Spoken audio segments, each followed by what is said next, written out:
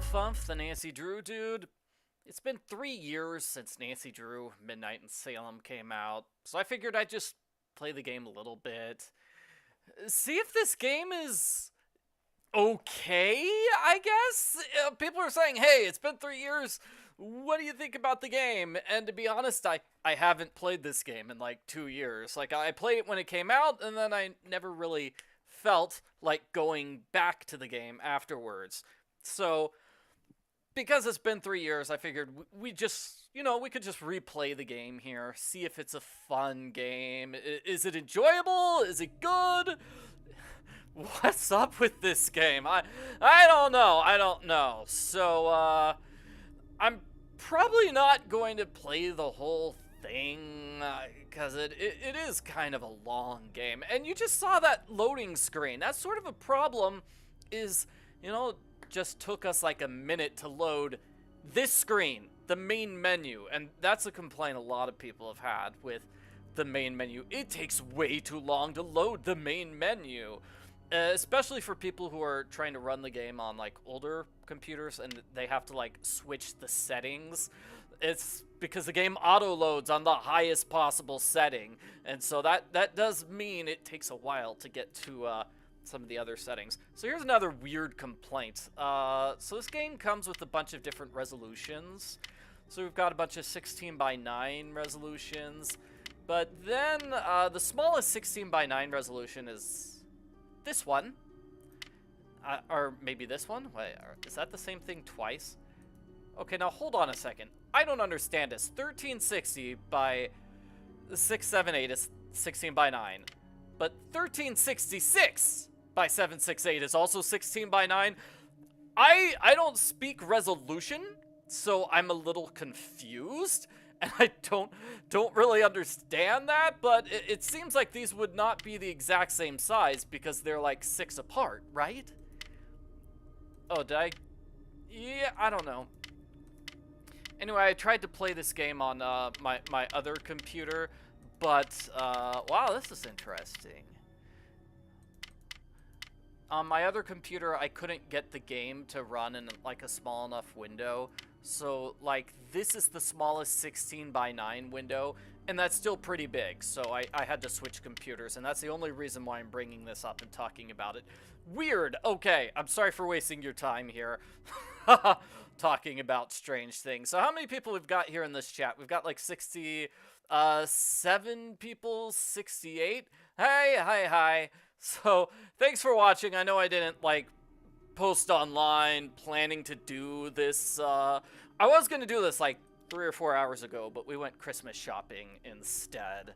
So, let's get started, shall we? Amateur Sleuth or Master Sleuth. I do like this at the start. This is pretty cool, actually. They did a good job with these little graphics. Those look really neat. I kind of wish that it explain the difference between the two difficulties, though.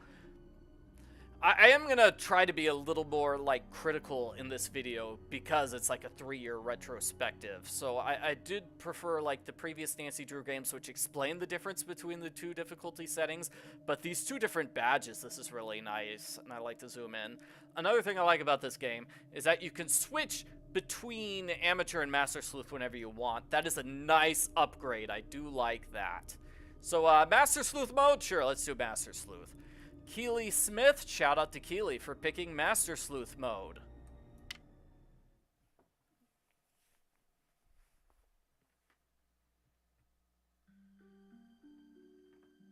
Dear Ned, Austria has been wonderful so far. Dad called. He wants me to get an old relic while I'm here, the Book of Apologies, which dates back to the 17th century witch trials in Salem. I'll be going to Mosam Castle to retrieve it before I head back to the States. It's said to be haunted, so I'm expecting some good scares and mysteries. Ever yours, Nancy.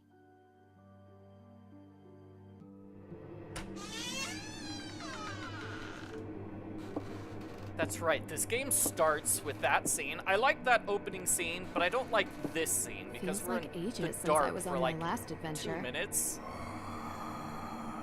So, are you coming in? That's all right, Miss Drew. I'd prefer to stay out here. Why? It's so warm and inviting in here. Yes, I'm glad you're enjoying yourself.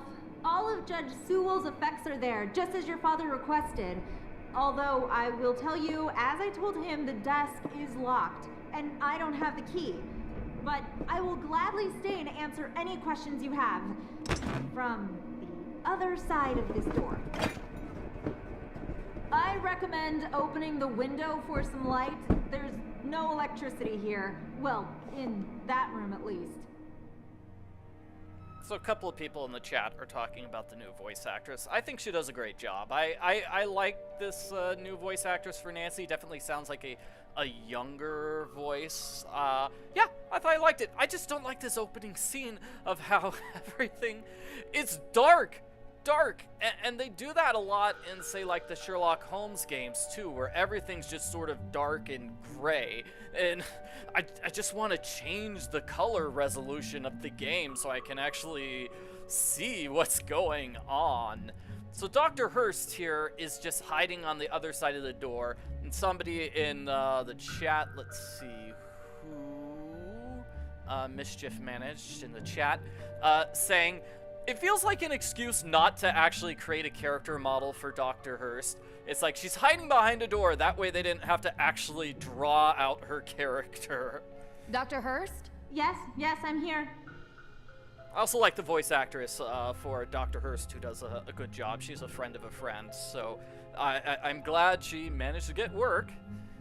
Austria is wonderful. I do enjoy it here myself. I'm not from Austria. I was brought here by my work. The food is quite an experience. The pancake soup was great. Yes, the Frittatensuppe. The locals consider it traditional. So this is the only Nancy Drew game where they changed voice actresses. So this was the only time they have switched Nancy's voice actress. Just this game. So there's only been 2 voice actresses overall for the whole series. It does look like Dr. Hurst is a door, because you can barely see that outline. We've got like her arm here, and she's waving back and forth. All the characters in this game wave back and forth. They just shuffle around awkwardly, and it looks weird. We'll see it later on with the actual characters, but for now, it looks just like a dark blur. You can barely see her, and it looks like Nancy is talking to a door. So I'm not a big fan of this whole talking through a door thing. How long have you known my dad? Oh, Carson and I are not that close. He reached out to me because I'm the historian keeping track of all the relics here. And, as he guessed, we should have the Book of Apologies somewhere. Lucky I was already here on vacation. I was quite surprised when he called and asked me to come. Though I have to admit, visiting a castle is something I've never been able to turn down. Do you do these kinds of things a lot? From time to time. What else can you tell me about the Book of Apologies? As I mentioned, it's the book written by Judge Samuel Sewell himself, detailing the names of people accused of witchcraft. Sewell was one of the very few judges who regretted his actions. The book became his way of finding redemption.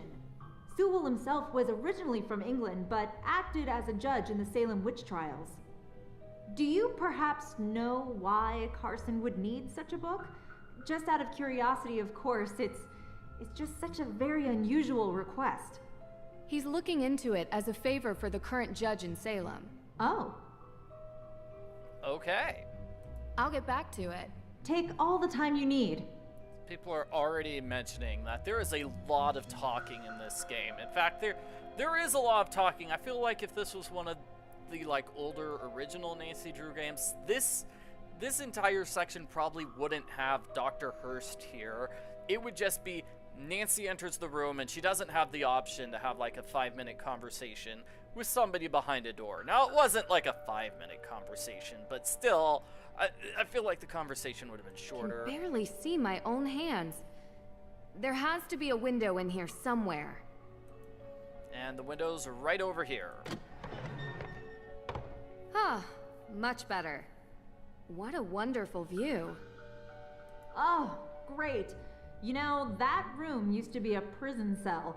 Mosam Castle was the site of the most famous and violent witch trials in Austrian history.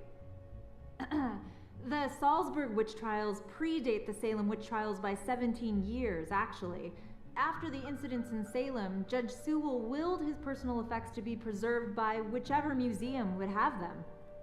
And since we are the premier historical reference on witch trials, it ended up here. So, you've seen his Book of Apologies. The book written by Judge Sewell? Oh, no. I've never actually been in that room. You mind if I ask why? Is there something scarier in here than creaky floors? Well, let's just say that ghosts exist in this castle. And if they do exist, they definitely haunt that room. Ghost? Can't say I've ever seen one, but they are non-corporeal by definition. That is a weird conversation, by the way. Nancy talking about the corporeality of ghosts, and we're being told there might be ghosts in this room, and we're never going to see ghosts. That's not going to come up. I don't know why they had that conversation. It feels like some of the stuff they talked about, because they were just talking about the Book of Apologies.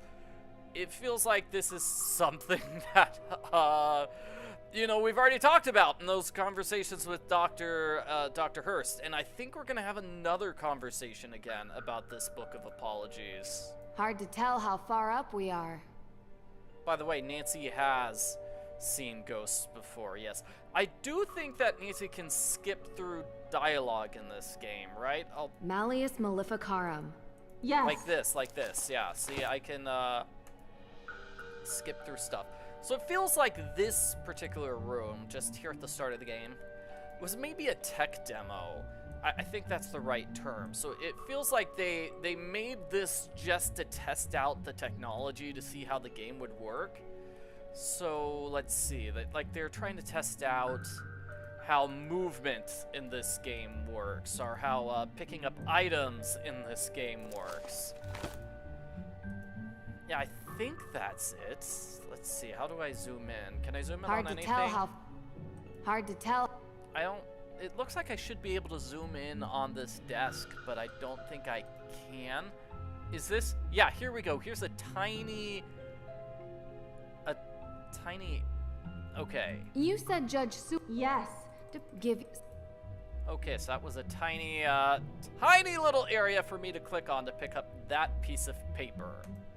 I do like this. This helps with being able to read it, right? Instead of actually having to read handwriting, we have this window that pops up, which I actually like. I think that's kind of useful. I like that a lot. And you'll notice the items in this room can be rotated. Yeah. I don't know, this entire area sort of does feel like a tech demo, like they were just testing out all their 3D stuff. Okay, so I can move the camera up and down whenever I want. Alright, yeah. Ooh, chains at the bottom. Yeah, so wasn't there like a locked box here that can never be opened? An old chest. But it won't open. But that's not really important right now. Yeah, I don't like that. I wish we could open that and see what's inside. Some of this stuff looks very old, but it doesn't look like it's very useful. And this stuff is completely covered, so we can't actually see it. I guess it's a painting or a chair. You can kind of see Dr. Hurst here. It's a little better. Now we can see her better. You can see her dark outline anyway. More stuff that's covered up. This is a barrel. There really isn't much here. Yes, Judge Sewell was a Puritan. They believed they should only have purposeful or utilitarian possessions, very little value outside their stated use. Alrighty, and then we look over here. Is this Judge Sewell's desk? Ah, yes. That desk is where he spent most of his time working when he wasn't in court. Custom made. If the Book of Apologies does exist, he would have written it at that desk. And what's inside this alleged book? Your father didn't tell you?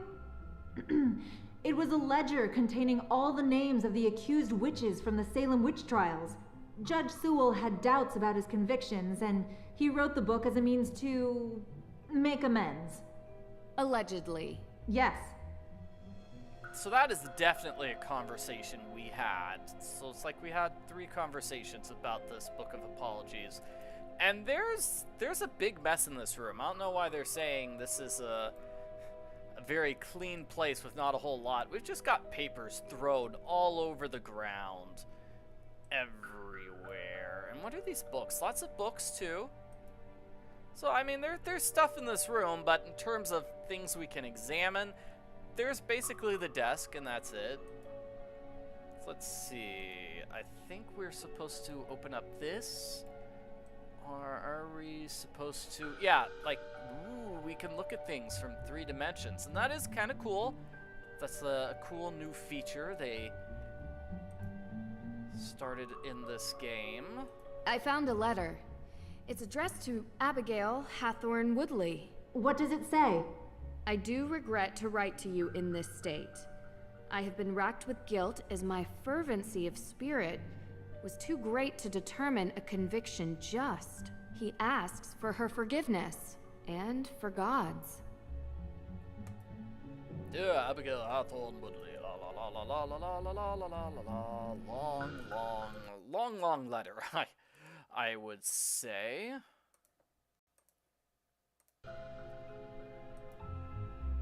What does this mean? Oh, did I do something wrong? I think we're supposed to actually look at light. See, the word light is in all caps. So that is our clue to click the light bulb here. I mean candle. Locked. It's locked. All right, so I think this is the corner that we have to look at here. That gives us the key. Yeah, I don't like the inventory items at the bottom of the screen. I feel like they could have been more detailed. We could have had better pictures than just this kind of blur blob. So that's the key, and we can move it in all 3 dimensions. Woo! And open it. Which is kind of a cool feature, but I feel like it doesn't really get used outside of here. We're not going to have a bunch of inventory items or mess around with inventory items. I wish we had, like, you know, if I was in charge of this game and, you know, I went through all the trouble of letting us mess with inventory items like that, I would make sure you do that like 4 times, right? Make sure that puzzle happens like 4 times and not just once. You also notice that the inventory hasn't changed, so I messed with the key, but the key looks the exact same in the inventory.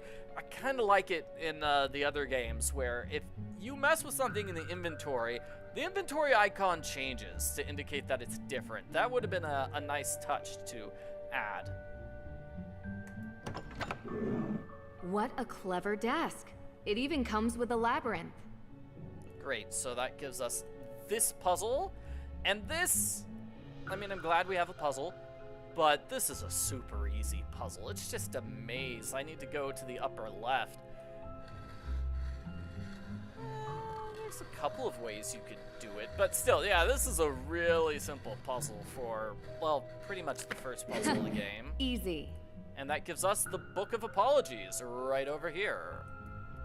This is super interesting Puritan technology. Definitely. I wonder how he was able to create this desk. I found it. It's here. What? Really? Amazing! It's locked behind some sort of cage, though. The lock says A.W. Any ideas? A.W.? No. But I have some tools in the shop that might be able to cut it free. In my shop. I'll go. Meet me there. Where is that? Hey, wait for me. I have tools in my shop. In my shop. They're in my shop. This is interesting. It does look like it's just a belt. Just a belt. We should be able to just cut that belt off. Unless that's metal. It might be a metal. Yeah, I don't know. It does look like the top. The lid is just holding a belt. The Book of Apologies. It's locked. So how do we know it's the Book of Apologies and not some other book? Because we can't really see much besides it's just got a cover. And, I mean, I don't want to be mean to Nancy, but here's AW, Abigail Woodley. The letter she just wrote. She just said the name out loud. It's a letter to Abigail Woodley. So you think Nancy would be able to put the 2 and 2 together to figure that out. Anyway, you know, I think this opening segment of the game is fine. I would have made some changes, right? So I would have had the window open the whole time so we could actually see stuff while Nancy's looking around in the room. But other than that, this is an okay opening part of the game. Give you a little tutorial, teaching you how to use the new movement system, the new item system, and that sort of thing. So I think in that sense, it's okay. This opening part is okay. That's what I think. Anyway, now I feel disappointed here because it's like, wow, we've got this cool castle and we'll never be able to explore it. That's kind of sad. Nancy! This way! Where's Dr. Hurst? Where is that? Dr. Hurst? Where are you? Nancy Drew, it's Deirdre Shannon. Deirdre, can I call you back? I'm in the middle of... Listen, I know we haven't exactly been besties in the past, but I'm in the middle of something big, and Deirdre, I have to call you back. Wait, don't hang up on me! Elizabeth? Elizabeth! Oh yeah, and there's Hey. this. What are you doing? What? The book! They took the book! So somebody just showed up in the middle of nowhere and stole the Book of Apologies. How? Darn. Darn. Darn. Like, who was that? I don't know. And they escaped using... Yeah, that's kind of exciting. This is the only way out besides the door. So, The thief must still be close. so just jump out the window, Nancy. Follow the thief out the window. This is the only way out besides the door. The thief must still be close. Ah, oh well. And then we go out here. Again, we can't explore the courtyard. Where are we now? I guess Nancy just went around in a circle or something. And then we walk forward here. Stop! Stop running! Stop running! Oh, up. Oh man, the thief kept running, but I told him to stop. Yeah, Nancy does sound a bit too scared for what just happened, and that must be the window that the culprit jumped out of. Alrighty. I guess this is okay. This also feels like an area which is just a tech demo, where they were just testing out the graphics and seeing what sort of graphics they could create here. So... So much for my vacation. Nancy can jump off a bridge, but not out a window. Yes, that is correct. That is correct. Chasing the culprit is simple. You just go forward in a straight line. Kind of wished we got to go to like different locations. Like you could go left or right, but no, it's just a straight line the entire time. And the culprit's right here. Gotta move slowly.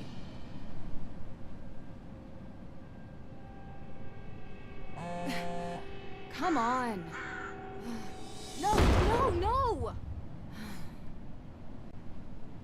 I do like that scene where the culprit just throws down the ball and just casually walks away. And Nancy decides, that's it, can't find the culprit. I'm just gonna stay here, give up now. It's like, come on, Nancy, try harder. Try harder. Gotta figure out which way they went. Must be a clue here. Gotta figure it out. So this is the key, the AW key that I presume the culprit used to open the book. A-W. Same as the desk. And you'll notice it looks exactly like the previous key, doesn't it? Or is it a little different from the previous key icon? I can't tell. Anyway, Nancy's gonna hide this key in her inventory here until like the very end of the game. That's gonna be the last puzzle, is using that key to open something. Oh yeah, and somebody says, way to go. So, way to go, Deirdre. Yeah, Deirdre just messed everything up by calling me at the wrong time. But really, Nancy, you should put your phone on silent if you're going to be chasing after criminals, okay? Don't just, okay, so it's October 28th here. Oh, so we actually are going to be going to Boston, the Salem area, on Halloween. That's right, that's right. A ticket to Boston. Yeah. This canister looks to have been used as a homemade smoke bomb. Now, I believe Boston is about an hour north of Salem? This canister looks to have been used as a homemade smoke bomb. And that's how the culprit managed to make that smoke appear, using that canister? What even is that? I think it's just an old tin can, actually. And now, yes, Salem. Deirdre, what is it? You know where I am right now?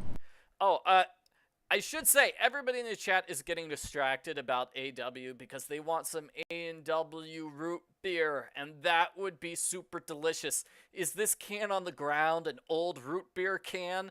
Because that would be awesome. Obvi. Come on, Drew. My cousin has, well, she's gotten into some trouble here, and I thought I could help her out. But it turns out this situation is much more complicated than I anticipated. So now I'm calling you to ask for some guidance. You want my help? Ugh, yes, don't make this more painful. I could use your professional opinion, okay? Well, it so happens that the case I'm on is connected to Boston, which is just nearby Salem. And I was never a big believer in coincidences. Oh, are you sure? I'd love to. Seriously?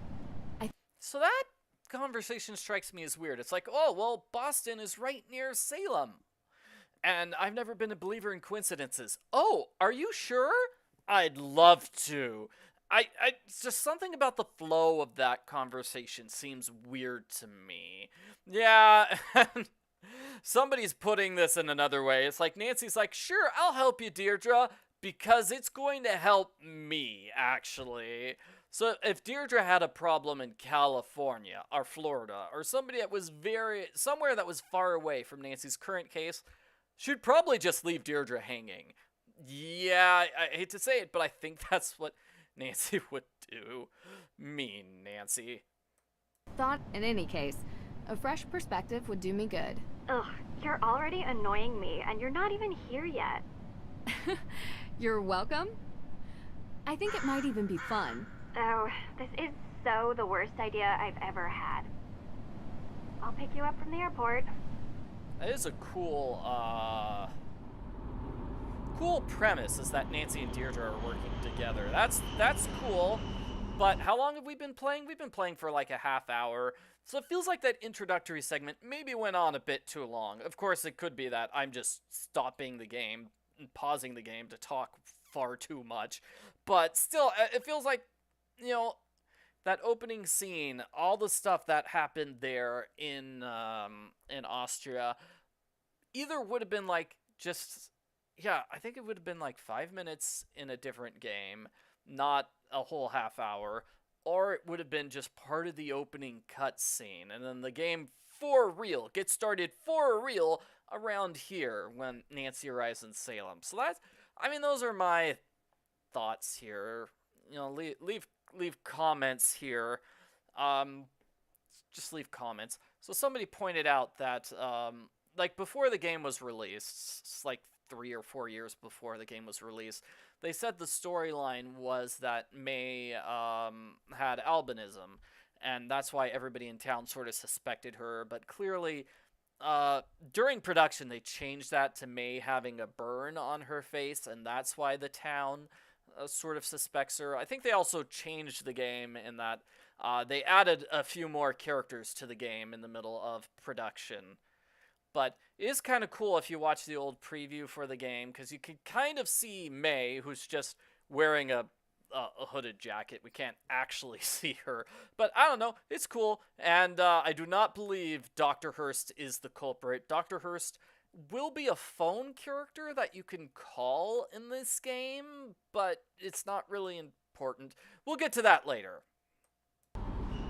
Oh yeah, they also changed like the names of the characters too. That's right. Everybody's names got changed. So they were changed from like the Paris family to the Perry family. All the characters had their names changed. Not just Tegan and well, Deirdre's name is still the same. Appreciate you coming here, Drew. I'm just glad you didn't change your mind and leave me at the airport. Might have crossed my mind. Keep the excessive cheeriness under control, and we'll be fine. No promises. Where were you, by the way? Austria. Did I interrupt a vacation with Ned? Didn't you bring me here to help with a case? Yes, I did. And that's it. That's right. fire? Olivia used to Was be anyone hurt? Jenna. Happened That's in the right. middle of Oh the night. man. No one was there, thankfully. The house wasn't completely destroyed, but the person who lived there had to move out.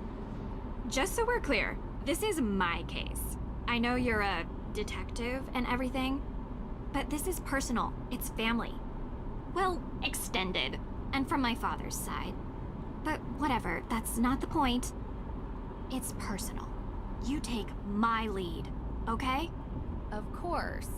But Well, I have done this a couple of times, Deirdre, and in my experience, we can cover twice as much ground if we work side by side. respect your experience and whatever, but family trumps experience. It's sensitive, and I don't want you messing it up by being too what? you. You're a question machine. This requires gentle handling. Delicate. And that's been your approach. Well, like I say, I need help. So, can I ask some questions? Like anyone could stop you. We can only pick one question. We're forced to only pick one question. I guess this opening scene is okay. If you pay really close attention, Deirdre just repeats the same 3 animations over and over again. And her neck is abnormally large. But I do kind of like this scene with Deirdre better than the later scenes with Deirdre. We'll get to that in just a moment, but I think this is like the closest we get to talking to actual characters in the game. Most of the characters stand far away from Nancy and they're hiding behind a desk, whereas this is a scene where we get actual one-on-one conversation. This actually feels like I'm sitting in a car. I can already see, let's see, does Deirdre's shirt like disappear into the car seat? It does. Okay, the back of her shirt is just going into the car seat. Ow, that must be painful. Also not a big fan of the way that it was presented, where Deirdre's like, hey, Nancy, don't ask too many questions. It's like, we are literally here to ask questions and solve the mystery. But because Deirdre said you can't ask questions, there's a lot of things that go unsaid. That just annoys me when that happens. Not just in this, but other mysteries, where it's like, if I could just ask this one obvious question from the start, that would be great. But no, we're going to wait 3 hours before Nancy can actually ask the question of why people suspect May. Why is she the prime suspect? And other questions like that, too. That just annoys me. I don't know. I don't know if I'm explaining this correctly, but because Deirdre says we can't ask questions, it feels like that delays a bunch of obvious stuff which should have happened here at the start of the game. And this is something I've complained about in other videos too, which is that talking to May gets put off until like the second day of the game, and I don't like that, because she's like our main suspect character. We came here to help her, and Deirdre's pinky is going through the steering wheel too. Oh, poor Deirdre. Why don't we start with your extended family? They're cousins. The Perrys. Parry. Oh, like in fencing. Yes. Tegan is the older one. May is younger. They had a difficult childhood, okay? And now May is suspected of committing arson on the most important historic mansion in Salem. And I know it's not true. I know it. So I feel like Deirdre is just trapped in a roundabout here. Somebody's pointing out she's never turning, she's never changing lanes, no stop signs or traffic lights. She is clearly driving in a big circle over and over and over again. That's what I think. There are some other cars in the background. We pass like the same 3 cars over and over and over again. What can you tell me about May? She has a reputation as a troublemaker. Seems like a loner to me. Maybe a bit odd at times. Sometimes she can even sense things before they happen. Odd how? I don't know. Troubled teen stuff, difficult time as a kid. Oddest thing is, she won't give an alibi. That would be seen as suspicious. That's the problem. Everyone is so suspicious of her. Prejudice, I guess. Because of... well, you'll see. Sounds like we should talk to her soon. Where do you think we're going? So that conversation just hits upon like 3 of the complaints I just made. Where it's like, okay, are we going to talk to her? No, we're going to talk to her a few hours from now. Why do people suspect her? Well, we're going to get into that a few hours from now. And her troubled past, her childhood, which is important, that will be saved until like day 3 of the game. And her ability to sense things before they happen comes into play at the very, very end. I mean, it doesn't like really affect the story, but it may references that, or Nancy talks about it, like at the very, very end. I feel like these are all, I mean, this is foreshadowing, right? But it feels like maybe that should have been delayed or removed. I just wish some of this stuff had come up early. I don't know.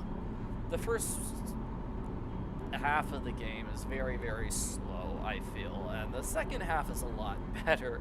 So I wish they had just juggled things around, or maybe just like cut a bunch of lines so it's not talking forever. I don't know. I'm sorry. I did say, like, it's been 3 years. We're replaying this game to see if it holds up, and, you know, we're not even an hour into the game, and I've just been, it feels like I've just been complaining nonstop. So maybe this game hasn't held up a whole lot. It hasn't held up very well. I don't know. Gosh, so, yeah. I'm trying to remember, like, where were we about at this point in other Nancy Drew games? I'm thinking the final scene, about an hour into the game. You've met everyone. You're sort of wrapping up day number 1 of the game. So it's like, well, here we are an hour into the game, and we're just having the mystery explained to us. That's what Deirdre's doing here. She's still explaining it. What does Tegan think about this? She's worried about May, obviously. Tegan isn't like May. She's upstanding. She works at the Salem Museum and doesn't know a thing about criminal cases, which is why she contacted me. One more question. What can you tell me about this historic mansion? It's called the Hawthorne House, and it's old. Like, really old. And now it's been set on fire. Nothing else significant about it? Well, yeah, a lot of things. But one that's kinda why you're here. Which is why? The Hawthorne House is haunted. Dun dun dun dun dun! It feels like that's why Deirdre paused, is because she wanted us to just be shocked. Because the house that burned down is haunted! What do you mean, haunted? Exactly that. There's ghosts. Deirdre. I don't believe it either, Drew. But I can't explain it. Everyone seems to think they exist. With so many sightings, Even if it isn't real ghosts, something is definitely going on. I thought that maybe you can disprove them. I am definitely So, would you talking to please somebody get out through of my the car windshield. and come yes. inside? It's kind of amazing that Deirdre can hear Nancy, because Nancy's inside a locked car, and, I guess it wasn't a locked car, If but we're still, going to talking work through doors. Side by side, you'd better learn to keep up with me.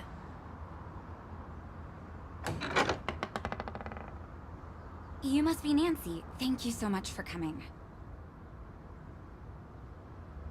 You know, you live in the same neighborhood for 20 years, and you'd expect your neighbors to be a little more understanding when your family is falsely accused of a horrific crime.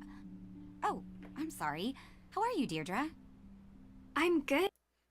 Hold on a second. We have got spam bots in the chat posting inappropriate things. Let me get rid of them. All right. Okay, good. Back to the game. So this scene here is what the actual game is like. This is what talking to the characters is going to be like for the rest of the game. So they're going to be standing about this far away, and they're just going to be swaying left and right and making the same like 3 arm movements over and over and over again. Tegan Perry, welcome to my home. Well, our home, although right now my parents are literally on safari in Namibia, so while their daughter is being convicted of a crime she didn't commit, I'm taking care of things around here. They'll be home soon, hopefully. A very expensive courier is tracking them down in the bush. Top notch, I found him on the internet. Deirdre tells me you'll be assisting her in clearing my sister's name.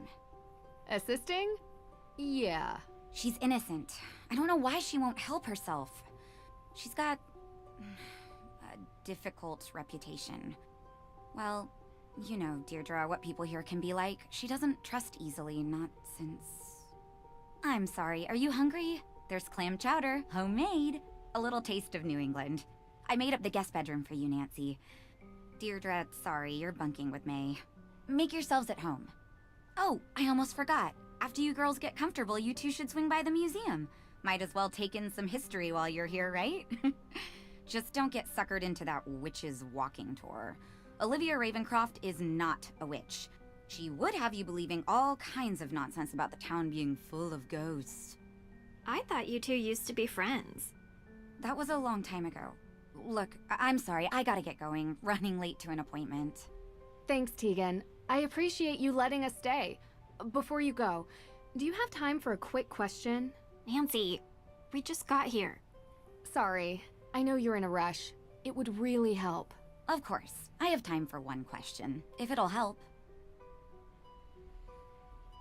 Yeah, there are so many things to ask questions about. We never get clam chowder. I would love it if we got clam chowder.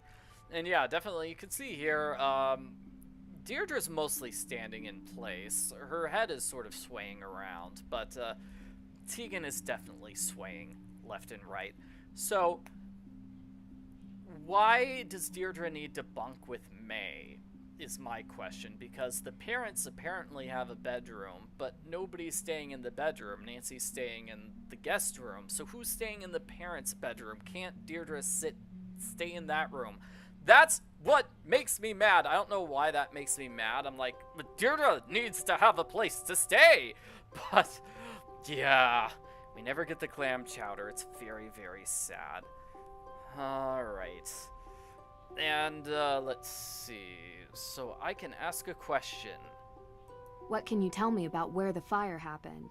What have you heard about it? Look, I appreciate you want help, but I don't want you dragging all that up and upsetting May.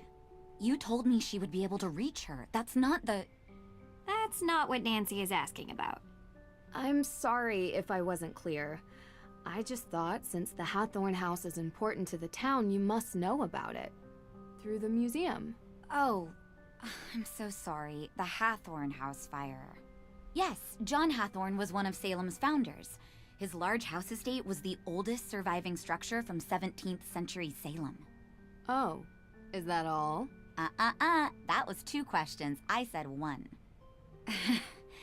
But yes, he was also the big-time judge that presided over the Salem witch trials. Mm-hmm. Is there some other fire I need to know about? Yes, No. there is. May's accident was in a fire. What is this I accident? just don't want her getting upset with unnecessary questions about things long over.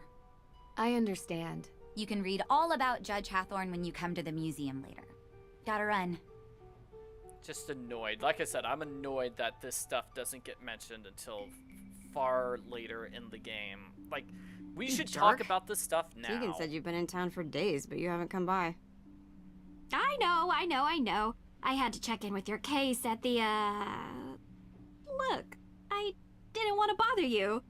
How you holding up? I've been accused of worse. No, you haven't.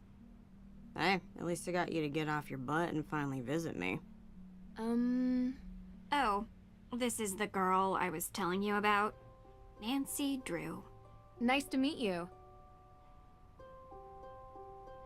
Oh. She really doesn't want to talk. This could be difficult. Any advice? Do better? I'll be in the kitchen. It's a weird line of dialogue there, too. It's like, I'll be in the kitchen, she says to Nancy, who is currently standing in the kitchen. It's just kind of a weird premise that, like, So apparently Nancy was brought here in order to talk to May and convince May to give an alibi. But that's not really stated to Nancy directly. That's just implied by the other characters. Nancy, you are not here to solve the mystery. Like, Deirdre made it seem like I was here to investigate the fire because the house is haunted and there's ghosts. And, you know, it would be cool if that was the reason why Nancy was brought here. But on the other hand, the characters seem to act like the only reason Nancy's here is to get May's alibi. Convince May to give an alibi. And Nancy doesn't try to do that at all. And it's misaligned expectations, and it makes me a bit unhappy. There's a lot of pillows in this house, isn't there? Just a lot of pillows. Yep.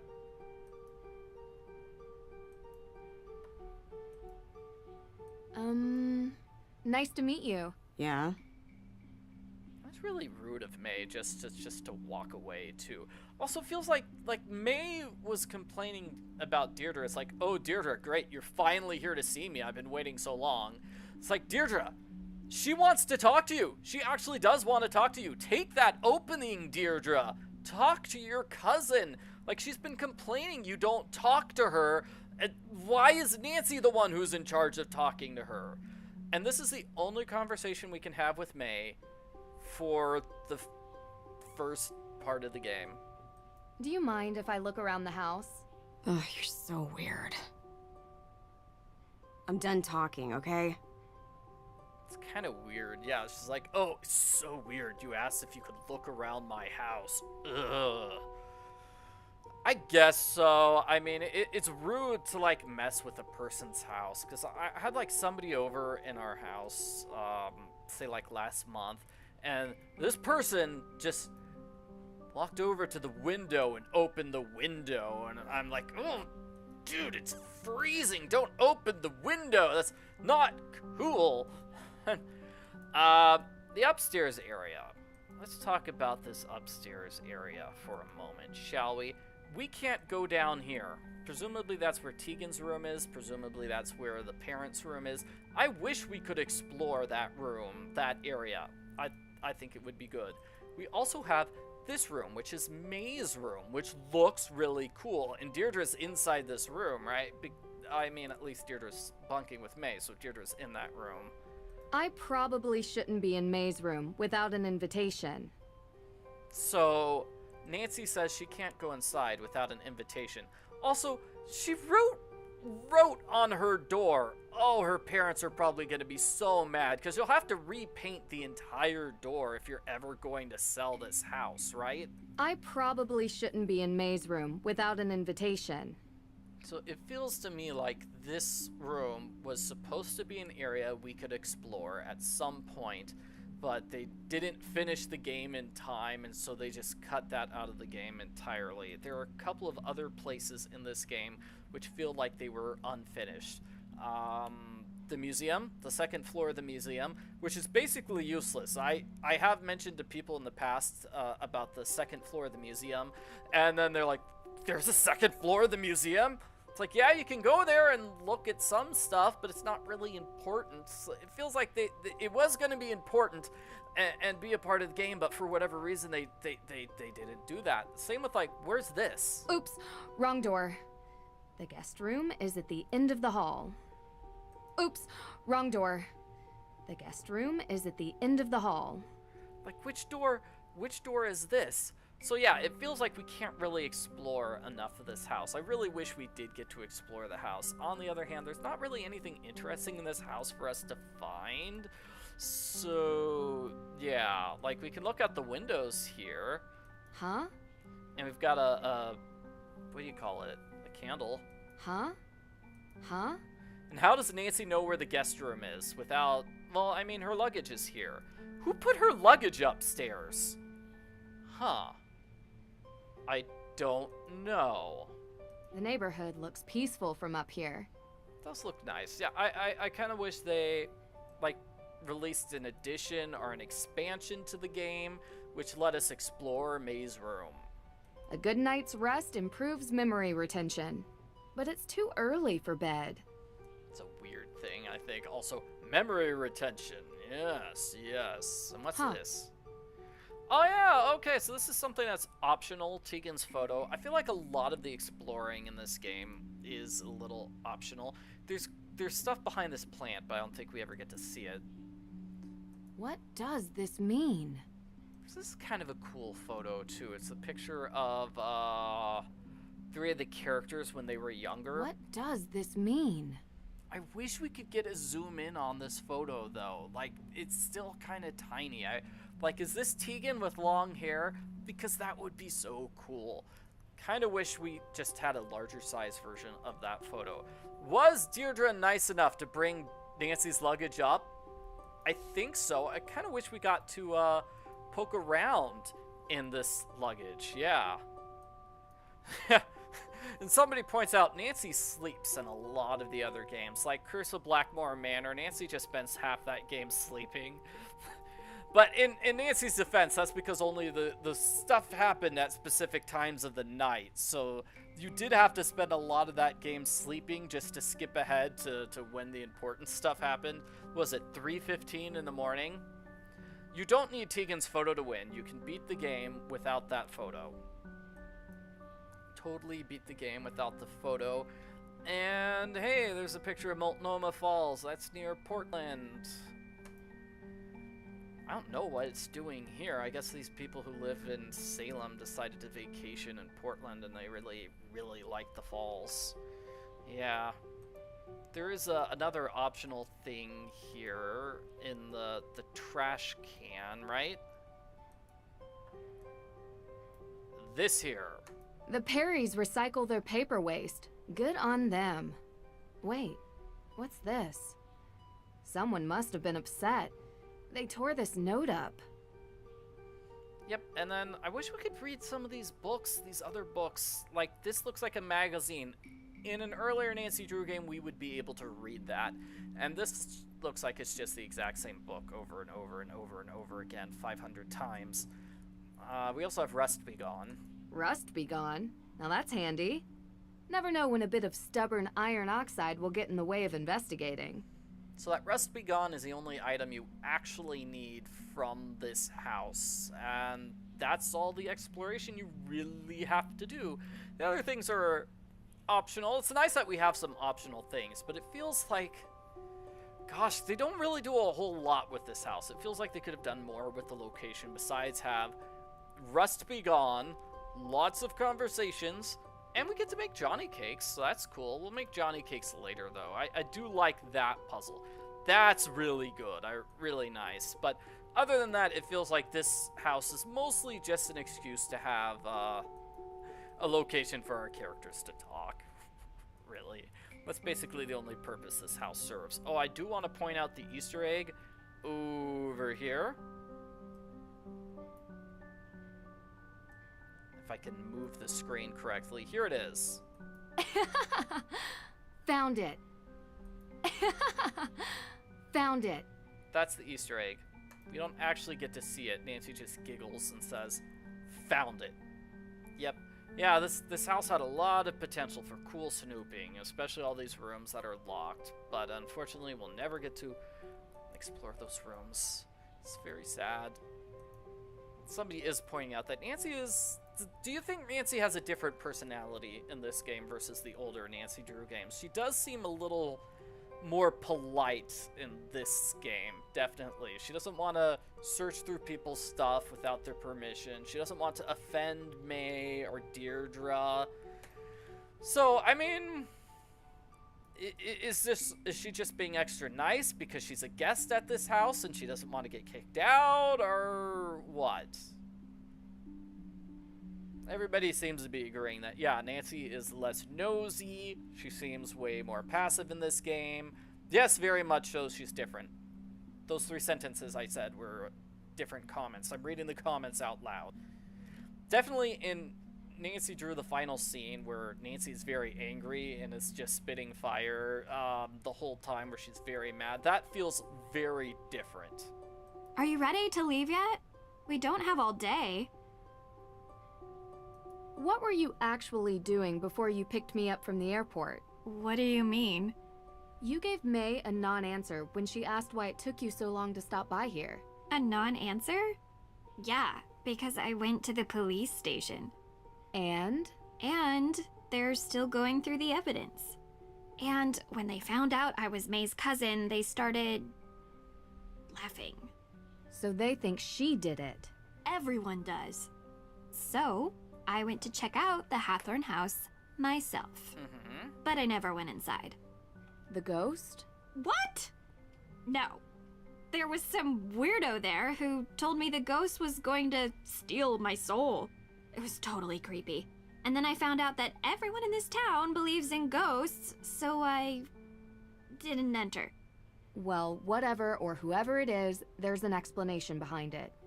Did the police give you anything? Anything at all? They told me there's a Judge Danforth in town, and he's going over the particulars of the Hawthorne house estate. I found his office, but he kinda never let me enter his office. Believe me, I tried. I know him. Not well, but enough to get through his door and have a conversation. All right, are we going into town or what? Sure. Who could gain something by burning down a house? Insurance claim, maybe? Possibly. Means, motive, and opportunity. We need to start interviewing. See if anyone checks off those 3 boxes. And in your experience? It's usually something much more personal. A couple things about that conversation. Nancy says we need to find means, motive, and opportunity. Again, something that's going to be delayed for like a full day. Day number 2 is when she goes around and talks to everybody about their alibis, and their alibis for like 2 different incidents. The fire, and then the theft when Nancy was robbed in Germany, in Austria. So it's like, why is she bringing up the fact that we need to figure out who has means, motives, and opportunity, when it's like, we're going to wait so long before following up on it. Also feels weirdly out of character that Deirdre was about to examine the Hawthorne house area, but then some guy pops out of nowhere and says, "There's a ghost in there, and it's going to eat your soul." And she was like, "Oh no, I can't explore here anymore. I'd better call Nancy Drew." That seems weirdly out of character for Nancy. I mean, that seems out of character for Deirdre. That's what I think. And also, Nancy gets distracted. She's like, "I want to go on that ghost tour," because Tegan mentioned a ghost tour, and Tegan said it was fake and not worth your time. I kind of want to go on that tour now. It's kind of funny that Nancy wants to go on the tour after being told it's terrible. This tour sounds interesting. Don't tell Tegan that's your plan. It'll give us a good overview of the town. You mean I want to meet the real witch of Salem? Yeah, I do. She might know something. I wonder why Tegan doesn't like her. You don't have to investigate everything, Drew. Olivia steals Tegan's visitors, sounds like.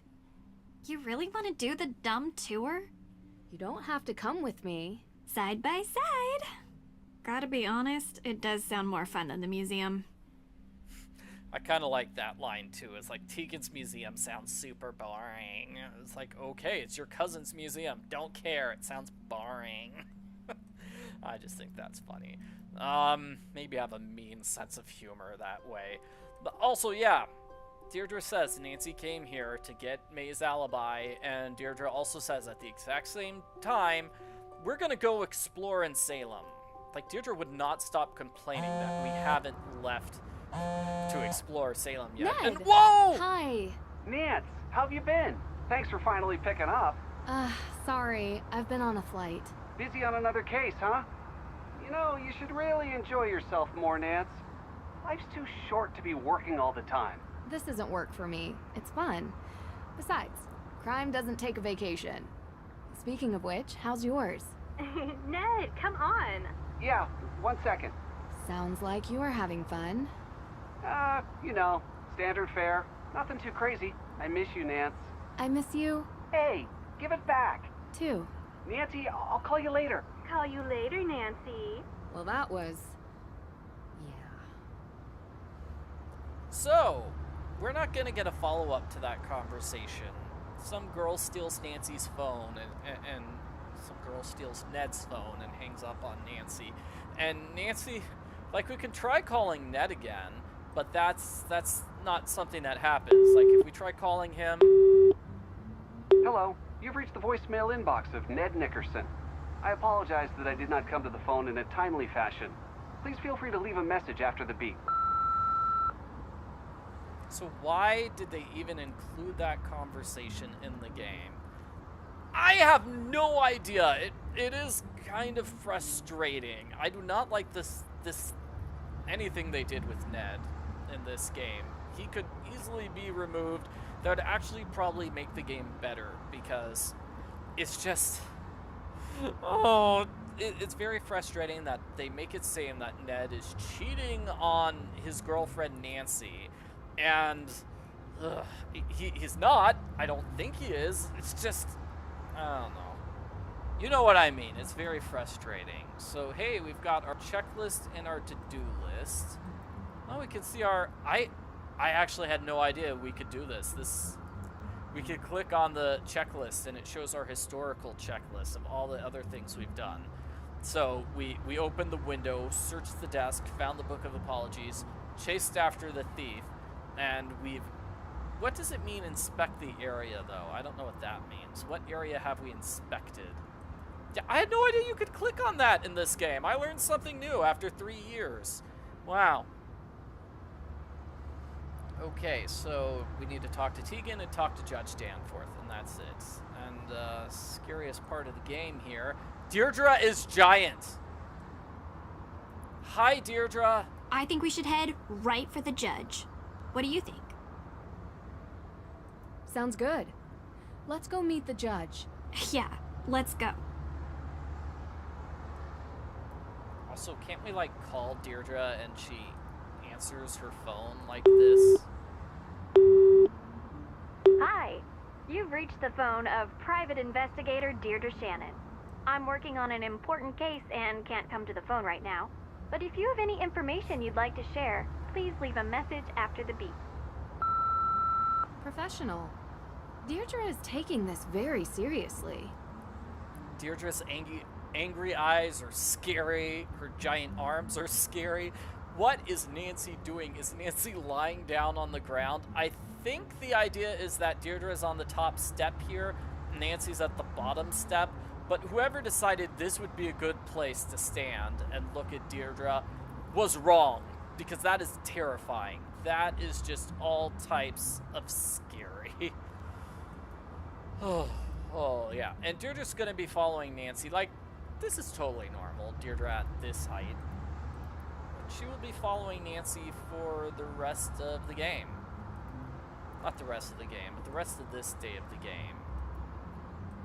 I think we can also pick up this. That's for a puzzle later on. Let's go downtown.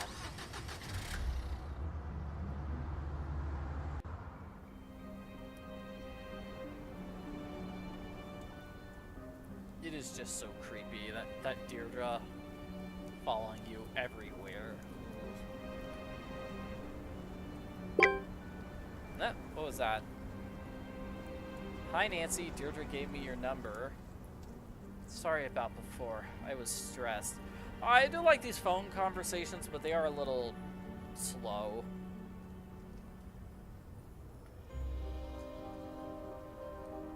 So the museum is nearby. Hey, we've got text messages with Ned. I guess we were supposed to look at these earlier. Okay, so where is Ned? I'm still on vacation, hanging out with a few friends. Talk to you soon. We should go here together. And then Nancy, I like this. It's like, Nancy, you would love the place I'm at. We should hang out here. There's a robbery in the book I was looking for got stolen. What? Yeah, a thief dropped a torn plane ticket, so I'm going back to the U.S. Nance, are you sure you shouldn't let the police handle it? I'm seeing this through. If there's something going on, I have to figure out what. Okay, just let me know if there's anything I could do. I will. Love you. Love you too. Aww.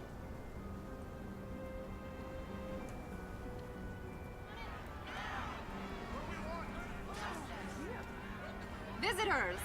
By now, you know the story of the witches of Salem. Those poor souls were caught in a time of fear and greed, and they paid the price. They may have died, but witchcraft lives on in Salem. Oh, this should be interesting. The world would have you believe witches were not real. I'm not talking about old, ugly women who curse their neighbors and fly on broomsticks. The truth is, witches are real. They have always been real. They are alive and well. They are powerful, carrying the secrets of the world beyond the one we see. Ritual, mystery, magic. Most exist now only in secret, and they may be standing among you even now. It is said that in Salem, a coven of witches settled in recent years, set on revenge for the deaths of the Salem witches. Their ritual, one midnight on Halloween, unleashed the angry spirits of the past. That's so cool. Man. How did you do that? Thank you. Now, if any of you are interested in the real history of the witches of Salem, I provide self-guided tours through some of my favorite locations in town. And perhaps you too will see one of the restless dead. The thief in Austria used the same kind of stage magic she's using. Thief? There was a thief? What were you doing there? Visiting a spooky old castle. You'd have liked it. Do you regularly fly to Europe for investigations? Sometimes. And if you want to learn about being a witch, come forward. Alright, so Olivia is basically just reciting the plot of the movie Hocus Pocus for the crowd, and then she threw blue smoke on the ground. I do love Sweater Guy, he's just amazing. Sweater Guy will just be swaying around and reacting during the entire conversation. He's clearly the best character of the game, this random guy in a sweater. Sweater Guy, look at him! He's moving now. Who is he talking to? I don't know. He's shaking his head and waving his arm. Sweater Guy, yes. I do think it's weird that that's kind of a long scene of Olivia just talking to the crowd. And she doesn't look at Nancy. She's still, she's focused on something in that direction. Maybe she's just staring at that woman for whatever reason. I don't know. Uh-oh, here comes trouble. Me? Never. Well, nothing too bad, I hope. Did you know that in the Malleus Maleficarum, ginger hair was the sign of a witch? You're my kind of people. I'm not nearly as talented as you are. Aw, shucks. You're making me blush. Oh, there it is. Now I'm turning red. You truly are a witch. So to become a witch, do I need to take a test or get a diploma? A true witch is not made with pieces of paper. She is born to it and will feel the call. Bureaucracy is for persecutors. We don't need permission. We don't live by the rules. Anyway, what can I help you with? I'm just moving the camera like this so it looks like Sweater Guy is talking to Olivia. Yeah, it is interesting that she comments on Nancy Drew having ginger hair, because I feel like that's not the color of Nancy's hair, but I'll let it pass. Because in Mornings at Waverly Academy, didn't... Oh, what's her name? Izzy. She made a joke. It's like, oh, your hair is so red. It looks like your head is on fire. I still think it's a little odd for characters to make jokes about Nancy's hair color when we can't see Nancy's hair. That's yeah. Tyshin, I'm not even sure how you pronounce it. Tyshin's the hair color. I think that's Nancy's official hair color. It's an artist, and he drew a lot of female characters with hair a specific shade of red. And so they just said, hey, that's Nancy's hair color now. But usually a lot of people say her hair is strawberry blonde. That's what the books I've read have said. They go with strawberry blonde. I know 1980s Nancy was blonde, but 1960s Nancy had red hair. And now nobody knows what color Nancy's hair is, and it's just confusing. Okay, somebody says Sweater Guy is talking on a Bluetooth in his other ear. Okay, we can't see the Bluetooth, but he's definitely talking on it. That makes sense. How did you perform that trick? A witch never reveals her secrets. It's against the witch code. A code? I thought bureaucracy and rules were for persecutors. Although, if you take my self-guided tour, I promise you will learn at least one secret about being a witch. Do you really believe some modern witch coven unleashed ghosts on Salem? About 8 years back, there were rumors of a coven. That they performed a ritual to return the dead witches to Salem to seek out their revenge before the witches moved on. Is there any evidence of such a coven? Ever since then, ghost sightings have gone through the roof. Salem is now considered the most haunted place in the country. Interesting. You think it's a coincidence that the former home of the Hawthornes was set on fire? So, Nancy has that picture from the house that says Coven. Nancy could just show that picture to Olivia, but she doesn't. How often do you do this show? Most nights. It gets busier around Halloween. And I'm sure you can figure out why. How about the night that the Hawthorne house was burned? You look a little young to be working for the police, dear. Oh no, it's nothing like that. We're just curious tourists. Good. Because I've already spoken with them. And so, you were here. I was out of town. Did you girls know that Salem is haunted? There's a ghost here. If you go on my tour, you'll learn where you can find it. I don't think we actually find out where the ghost is in this game, do we? I mean, the ghost is at the Hawthorne house, and we already know that. But she's really talking up her tour like it's more than it actually is. How else could the fire have started? I heard there was not a single living soul in the house when it started burning. Keyword, living. The world is composed of two equal parts, dark and light. The light we see every day. It's the trees, the people, the birds. It's our world. You can even see it at night. The dark is the unknown. A plane of existence that vibrates just underneath the light. But if you were in a place like Salem, a place where a painful history permeates every surface, every crack, every brick, and every tomb, the dark will appear. Usually when you least expect it. That's why they say, don't be out past midnight in Salem, because the dark may reach out and take you. Also, did you know that Salem has more ghost sightings than any other city in North America? If you want to learn why, you should go on my tour. Sweater Guy, he disapproves. He doesn't agree. He just doesn't believe it. Have you lived in Salem for long? Born and raised. So you know the Perrys? Of course. Not well.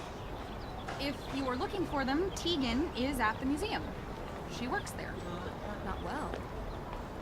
We're staying with Tegan. I figured there was some history between you two. That was a long time back. We don't talk much now. And May?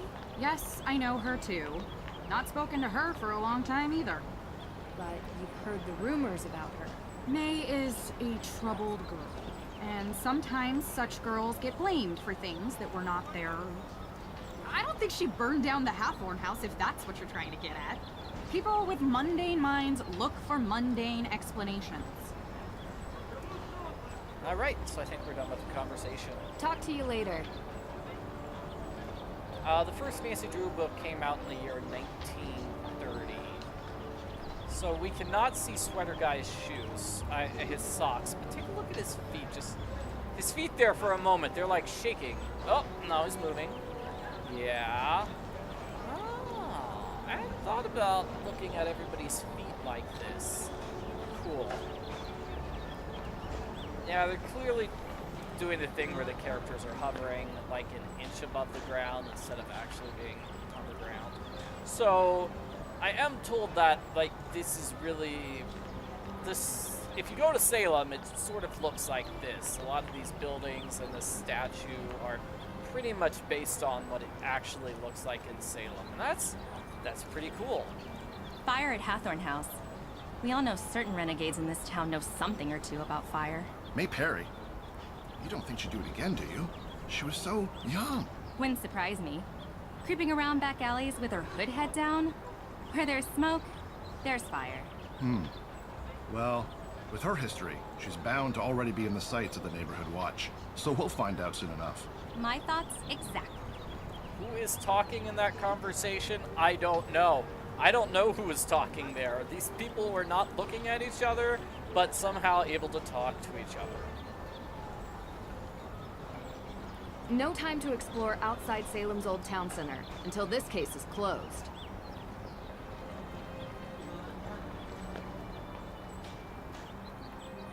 I do find it funny that we have the one. Hi, Deirdre. I was trying to show off this one protester who is just walking back and forth, very confused. Let's see, can we get a better angle? This protester who is so far away from the site of the actual protest, which is this town hall over there. Are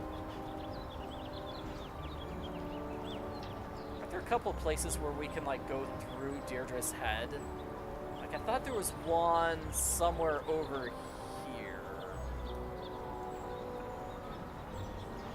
Yeah, it's hard to see. It's so creepy if you like freeze frame the going through Deirdre's head thing. Yeah. Navigation here could be improved. It's a little hard because the game wants us to visit that store, but that store's not open right now. There we go. That I think that was the going through Deirdre's head thing. The museum is over there, across the square. That's where we can get the Real Witches tour tickets. The judge's office is in that building. If we want to go see him first, dive into the case, I think we should head right for the judge. What do you think? Maybe check out the witch tour? Something might pop out at us. Ugh, are you serious? I think witches are kind of cool. And you never know what you'll learn. Come on. What is with you? What's with you? Jeez, meanie. There we go. Okay, we went through Deirdre's head there. We went through Deirdre's head. There we go. Finally went through her head. Sorry for wasting everybody's time. So, we can't go inside here. It's locked. That is the, witch... I mean, that's Olivia's store. But Olivia's out here doing her show where she talks to people and throws stuff on the ground. And then that's it. She's just going to be hanging around here for the rest of the game. Not for the rest of the game. Wait, hold on a second. That's the same woman twice, isn't it? This is her, and she's talking to Sweater Guy over there. But I thought Sweater Guy's over here, right? No, I'm not there. That is totally Sweater Guy. Yep, she's talking to Sweater Guy over here. It's the same two characters. Fire at Hawthorne House. We all know certain This is the renegades exact in same this town know conversation something or two about that those fire. other people were Make Harry. having. You don't think she'd do it again, do you? She was so young. Wouldn't surprise me. With her hood head down, where there's smoke, there's fire. Well, with her history, she's bound to already be in the sights of the neighborhood watch. So we'll find out soon enough. My thoughts exactly. Does May actually have a hoodie? I feel like she does wear her hoodie at the game. Maybe? I don't know. Anyway, let's go to Tegan, who's inside here.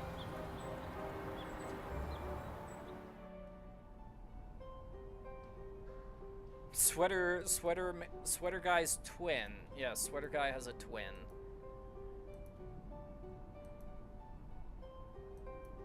I feel like if we pick the right angle, we make Deirdre appear, can't we? Let's see. So maybe if I approach this, because Deirdre always appears backwards of Nancy. So here we go. This is how we get Deirdre to appear. If you approach it from this specific angle, Hey, we can sorry have about Deirdre the in mess. this conversation. We're in the middle of installing a big showcase. So what have you seen in town so far? We decided to do the Real Witches tour. Oh, you talked to Olivia. What's with her getup? Witch? Street magician, maybe? Everyone has to make a living.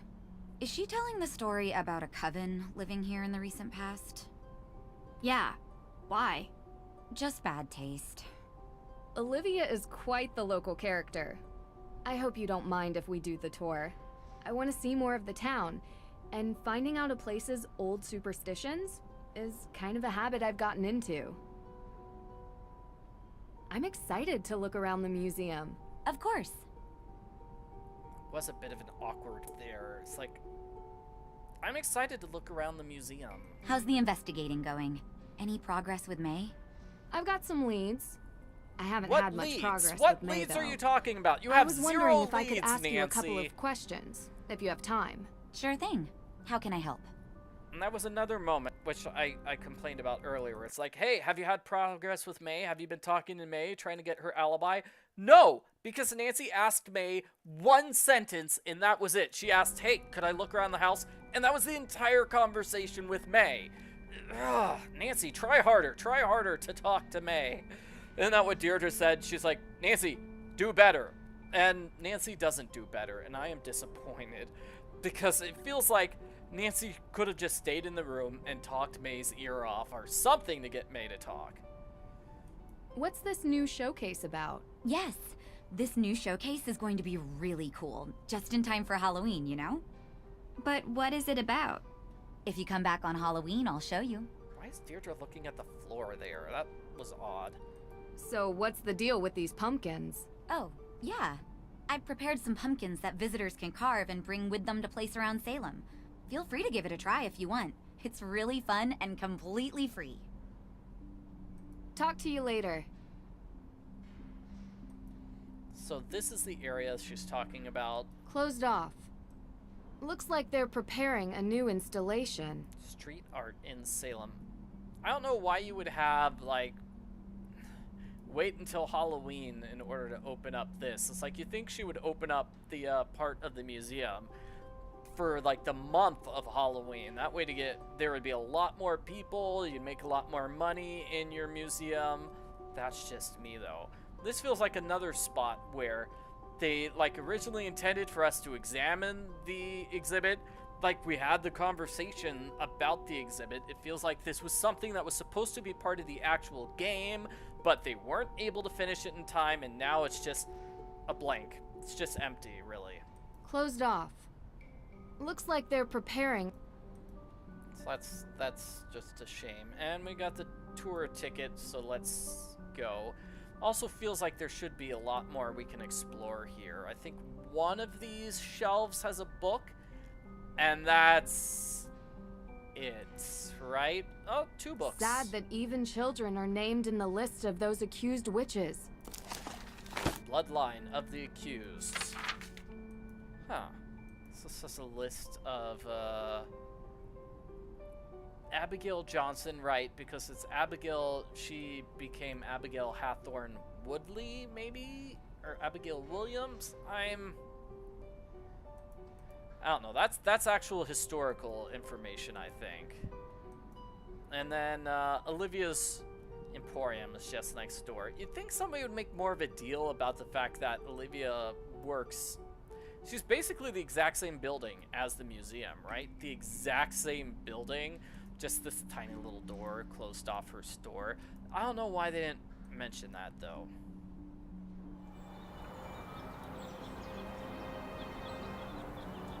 Alright, we got the witch tour thing. Let's give it to Olivia. Now we can go on the witch tour. Now this accused witches group shows up from out of nowhere and thinks they're entitled to the Hawthorne property. Didn't they find proof for their claim? It's only fair. How far back do these reparations have to go? It's been hundreds of years. Nobody owes these loudmouths squat. It's a bid for attention and money. Must every response be outrage? I miss the peace and quiet. Somebody in the chat, just like Nancy pulls up in a car and says, "Hey, come on, loser, we're going on a witch tour. Let's go." That's basically what this feels like. This tour sounds interesting. Welcome on my tour. Thank you. Great. Yeah, Olivia's just going to be hanging around here. All these people are just going to be hanging around here. Her show is finished, but everybody's still going to be hanging around here for the rest of the day. Everybody loves witch tours, right? It is not obvious that you need to right-click on the tablet. This gives you a list. You can use it on the Ravens. I remember the first time did those characters, like, move locations? No, they didn't. First time I played the game, I got so confused because we've got a raven right there. Ah! Where's that raven? Right there, that raven. That raven. That's not a raven that we need to find. Wrong kind of raven. So it's this raven. Can you see it? It's kind of hard to see, actually. Oh there, watch your step. In recent years, these maws into the deep unknown have opened. There was once a vast network of tunnels beneath Salem, used by smugglers during the Prohibition era. Most would have you believe that these tunnels are now collapsing. But you have to wonder if there could be something more sinister behind these sudden maws into the underworld. It does seem weird that there's a bunch of hidden underground tunnels. That seems odd. I'm not sure they're there in real life in Salem. It seems like it would be dangerous to have a bunch of holes in the middle. Yeah, this is kind of a boring tour because it's basically a self-guided tour, and she totally made it seem like she was going to lead us on a tour. The Salem Museum, known formerly as the Town Hall, not only a great resource for the Salem witch trials, it also holds records of other interesting facets of our local history. Anyone visiting Salem does well to seek out the forbidden knowledge hidden in these halls. Let's see, we've got another one right over here. It was a time of horror, when the witches who walked the earth were wrongfully prosecuted and thus stripped of everything. These are the ghosts you'll find here in Salem. Their homes taken, their knowledge destroyed, their lives erased. So I'm pretty sure, like, the stuff she said to like hype up her witch tour, pretty sure that doesn't really match with the stuff she tells us here in the actual tour. It's really, we don't learn a whole lot in the tour. That's what we've noticed so far. How's the investigating? At least that's what I've noticed. Talk to you. I don't know. I mean, it's good that we get an excuse to go around the game and know where things are, but still, this tour feels kind of boring and not important. I don't want to be mean, but okay, so we need to find Hawthorne House, statue, unmarked graves, and then graves.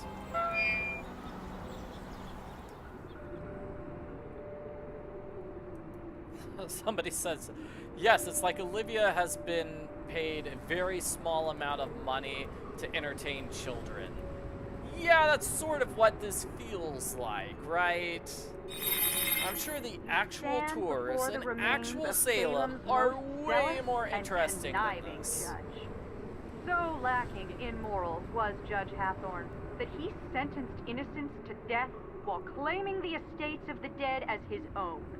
Unlike the more remorseful Judge Sewell, Hawthorne never felt any guilt for his part in the Salem witch trials. I did like, I might have complained a little bit about the writing. I think I have, but there are a couple of weird sentences in this game, like the conversations with Deirdre. I think I pointed out a couple which are weird, but the conversations in this game are way better than some of the ones in the Shattered Medallion. Those conversations just made no sense whatsoever. So overall, I'd say the conversations in this game, they could be improved, but they are a major improvement compared to, gosh, the Shattered Medallion. The conversations in that game made no sense. Some of the Labyrinth of Lies, that's another game people say has terrible conversations. I might throw in some of the weirder conversations in the Silent Spy too. But Sea of Darkness had good conversations though. So I don't know what I'm trying to say here. I'm just saying it does have some weird conversations, but it's not the worst. There are other Nancy Drew games which have much worse dialogue. These headstones bear names lost to history, but some believe they belong to those sentenced for witchcraft. A condemned witch was forbidden from being buried on consecrated ground, but many victims were buried by loved ones in secrecy, and some may have found their eternal rest beneath these unmarked graves. Somebody pointed out the original Secrets Get Killed does have some bad conversations too. Yeah, like all of Nancy's lines in that game are like questions that are half stated. She's like, what do you mean? Half of her dialogue in that game is her just repeating the last sentence a character said to her. So somebody's like, hey, there are witches in the woods. And Nancy's dialogue option is, witches in the woods? That's the sort of conversation she has in that game. Through these woods lies the infamous Hawthorne estate. It was common during the Salem witch trials that the lands of the accused were taken and resold for cheap. The judge himself bought many such lands, and on them built his grand estate. The Hawthorne House has since come to represent all the wrongs that were inflicted during the trials. That is really shady, that the judge is like, you know what, I'm gonna sentence you to death, and then I'm gonna buy your house. It's like the judge purposely sentenced people to death just so he could steal their houses. That's what she's implying, and that's just not good. Alrighty, and here is a statue. You can tell it's important because we get a zoom in on the statue. And over here, we have a hidden passageway at the very end of the game, like day number 3 of the game. And look, I'm going through the branches of the tree. That's what the camera is doing right here. That's funny. It's also kind of sad too. But yeah, that's where we've got a secret passageway. You can kind of see the AW symbol. W. This is the same marking as in Mosam Castle. What a strange coincidence. See, can't we like step through Deirdre if we do this? Oh no, we zoom away. All right. I think if you stand in a specific spot, you can just go through Deirdre's head, which we've already done, but we can do it in other ways too. Before you stands Abigail Hawthorne, helping the accused witches escape the grasp of her own brother, Judge Hawthorne himself. Abigail freed many from their holding cells until the judge caught her in the act and locked her up in a cell deep within the Hawthorne house. The statue was given the name Little Liberty in honor of her valiant efforts to free the innocent. Trying to find the edge of this branch. Yeah, I think we're getting... Yeah, okay, so that's where the branch ends. Right there. Okay. How do I escape from here? Do I just back away? Back away, back away. Okay, that's it.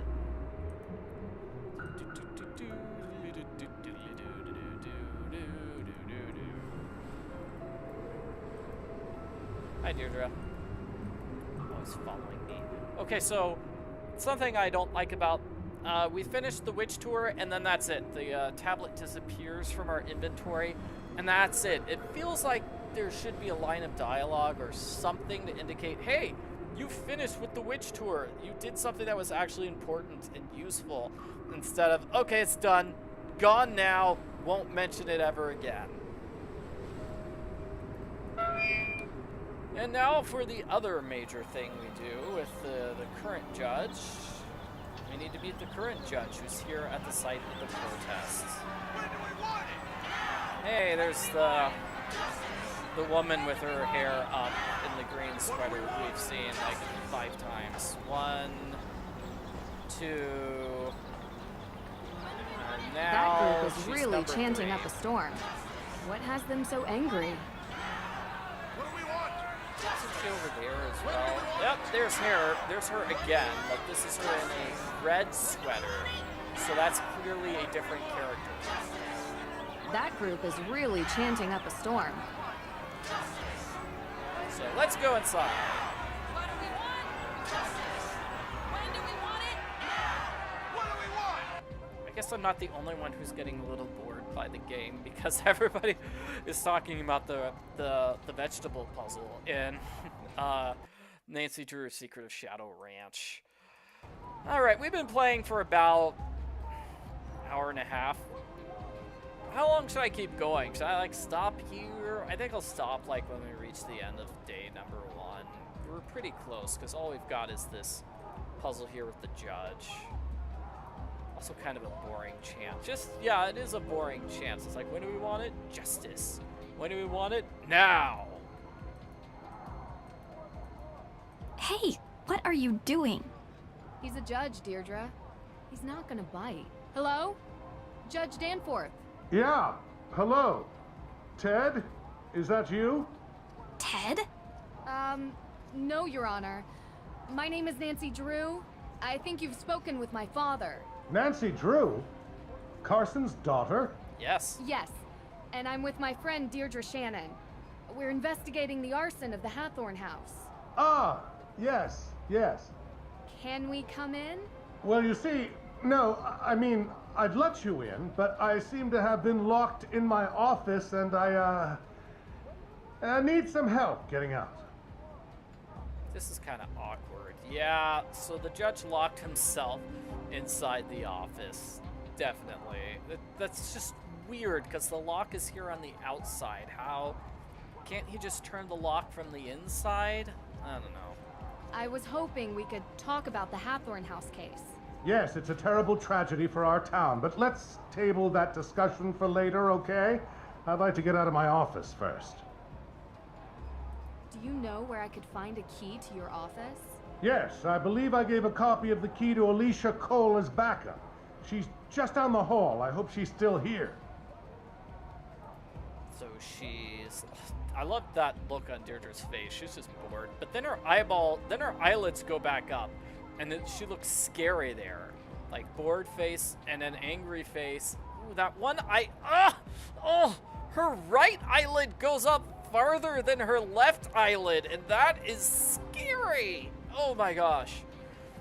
This also feels like a location which was only half finished, that we can't fully explore this area. That's what this feels like, because Nancy goes through this door at the very end of the game.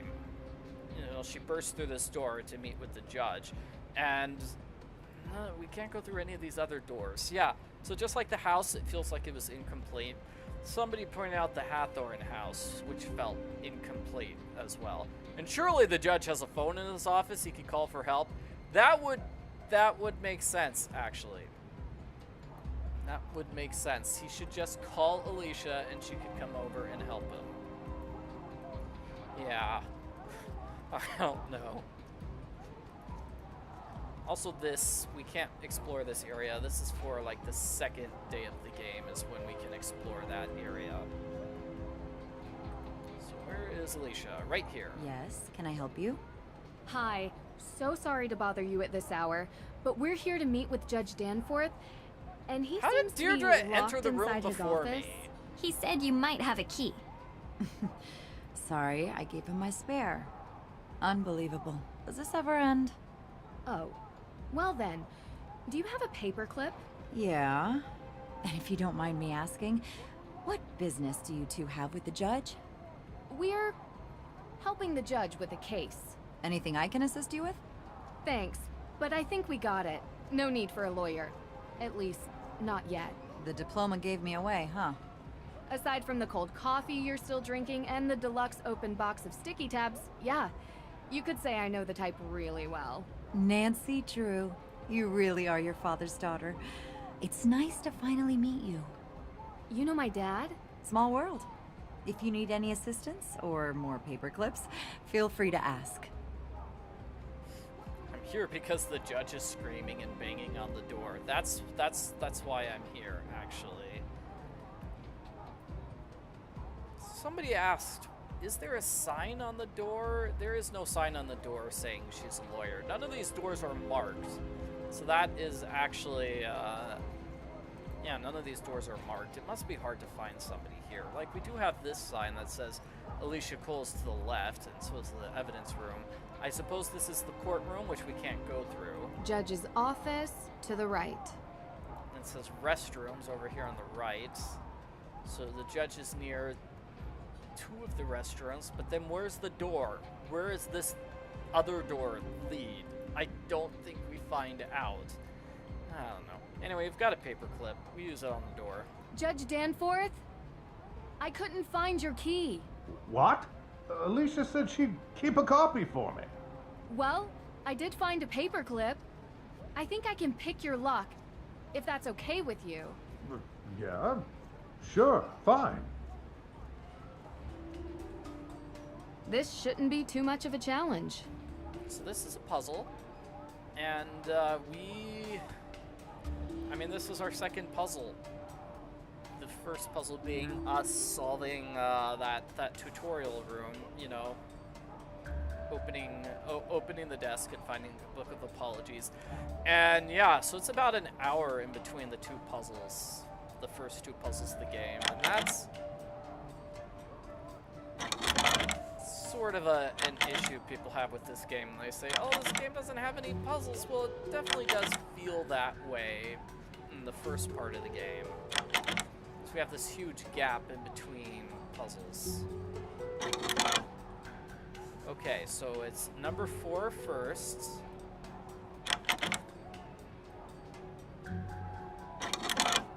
We have to listen to that annoying chant the whole time. Alright, so this is just guess until you figure it out. Number 4, number 3. Great, and then number 5.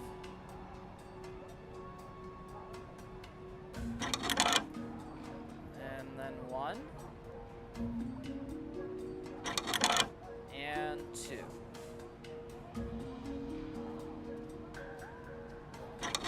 Ha! Still got it. Efficient. How'd you learn to do that, actually? Online video tutorial. Someday you have to tell me about your secret life of breaking and entering, Drew.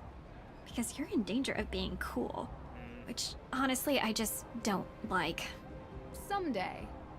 There's like a hole in Deirdre's hair there on the left-hand side. Now that I've toured this town, I can see why everyone would want to protest. Whole place seems kind of morbid, right? Anyway, can we see the judge now? Yeah, he's right in here. So let's see the judge. Unfortunately, we can't get a chance to look on the other side of the door to see the lock, so we can't actually tell where the lock is. That's a creepy thing. I don't know why the judge has it on his desk. Wish we could snoop through the judge's stuff. There's real no exploring or snooping through people's stuff in this game. It's so sad. And Deirdre somehow managed to teleport through the door as well. So everybody, we just met the judge. Ah, those protesters are out there again, stirring the pot. You know, this town used to be a quiet place, but it seems lately there's been an element that has infiltrated our community. I have no doubt one of those troublemakers locked my door and threw away the key. Now, Nancy, your father and I have discussed. Oh, sorry. I'm not Nancy. Of course you're not. You look nothing like Carson. Did your father ever tell you about the time we won 4th place at the Lake Winnipesaukee Regatta? You see, at the time I had There 20 is a vision, phone so on his I was desk. the navigator. And He could have Judge? called for Deirdre. help. You're heavily. Look, I'm really busy dealing with this Hawthorne house business. Being a judge is not as simple as, you know, investigating during your free time. Well, we just used our free time to unlock your door. So I'm sure you'll be willing to repay us with some answers to our questions. Right? Yes, of course. What can I help you girls with? This judge is just so incompetent. It is weird that he looks directly at Deirdre and talks to her as if she's Nancy and then goes, "Oh, of course you're not Nancy. You look nothing like Carson." Well, then why did you look at Deirdre when saying, "Oh, Nancy, now let's talk"? Ugh. Anyway, let's see here. Okay, just double checking my audio levels, making sure people can hear me. Can you explain to us how you're involved with the Hawthorne house? Well, yes. The house was built by Judge John Hawthorne during the 1600s, and it represented the oldest surviving structure from that era. Judge Hawthorne, of course, was one of the 3 judges that presided over the Salem witch trials. Yes, and I'm sure we can read all about the home's history in Salem's museum. More recently, Frances Tuttle, Judge Hawthorne's last direct descendant, lived in a small section of the house while the rest was left to fall into considerable disrepair. She was alone, except for a part-time caregiver, Lauren Holt, who had a bedroom in the carriage house. A few months ago, Frances Tuttle passed away, which left Hawthorne House without a legal heir. According to the historical statutes of Salem, after 90 days, the house reverts to public property, the deadline of which is 2 days from now, at midnight. Hey, don't stay up in midnight in Salem. So, how did Frances Tuttle pass away exactly? The woman was 88 years old. The coroner confirmed her death was of natural causes. So they never investigated Lauren Holt. You need the suspicion of foul play to investigate someone, young lady. We'd like to speak with her all the same. She still lives on the estate, although for how much longer we do not know. You can also find her in her shop, Luminous Infusions. She might be willing to talk to you. Okay, so hold on a second. Did they just start talking about Lauren Holt, even though nobody's told them Lauren's name yet? Or maybe I just wasn't paying attention. Somebody points out, like, they said, somebody in the chat says, the worst thing about the conversations in this game is that every character tells you the same things. Like, everyone gives you the history of the Hawthorne house. That is probably the 3rd or 4th time somebody's explained the history of the Hawthorne house to us. That is correct.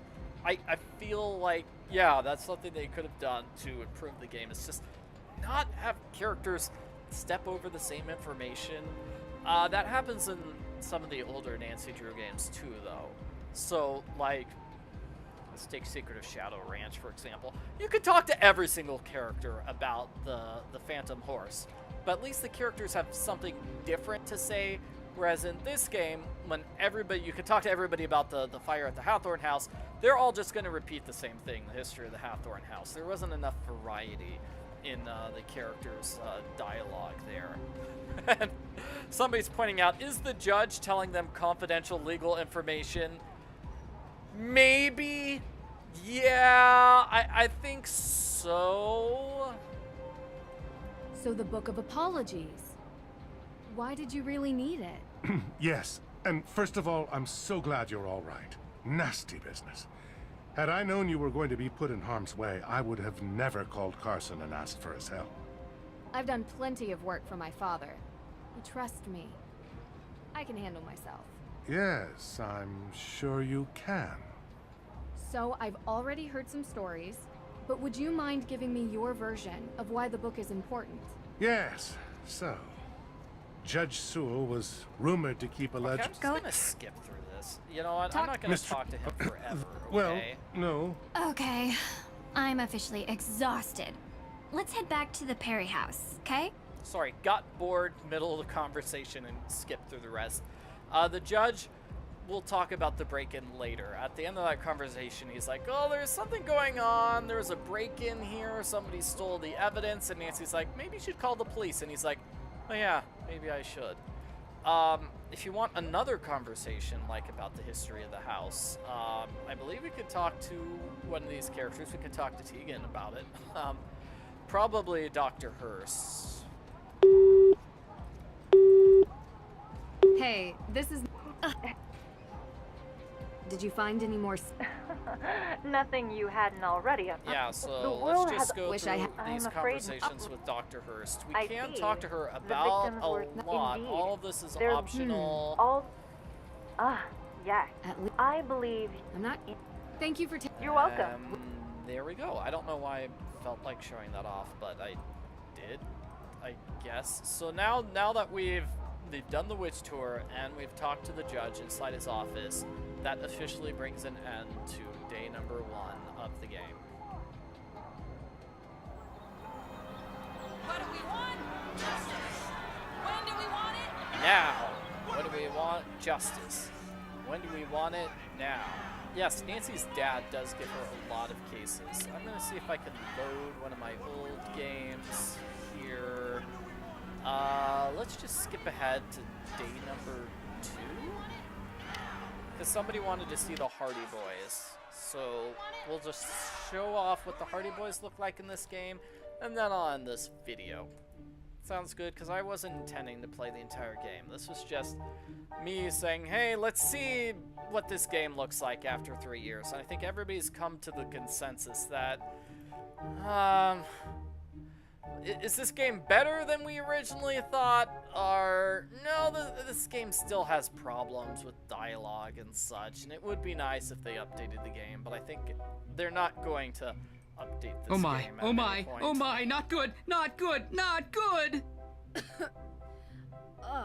What are you guys doing in here? They're trying their best to unimpress me. Mission accomplished. Nancy! Hi! Joe was just, making an effort. Oh, that's what that smell is. I tried showing him the ropes, but he wants to prove he can do it without my help. Tegan set out the ingredients for Johnny Cakes before she had to run, but I gotta admit, it's been a while since I last whipped something up. Successfully. Oh, I love Johnny Cakes. I can help. Of course you can. All right, Hardy, step down before we have another fire on our hands. Somebody says a sweater guy held up. Everything else in the game didn't really hold up very well. Hey, all that smoke disappeared. I do like the Hardy Boys. I do like the Hardy Boys in this game. That is it's pretty cool to see the Hardy Boys.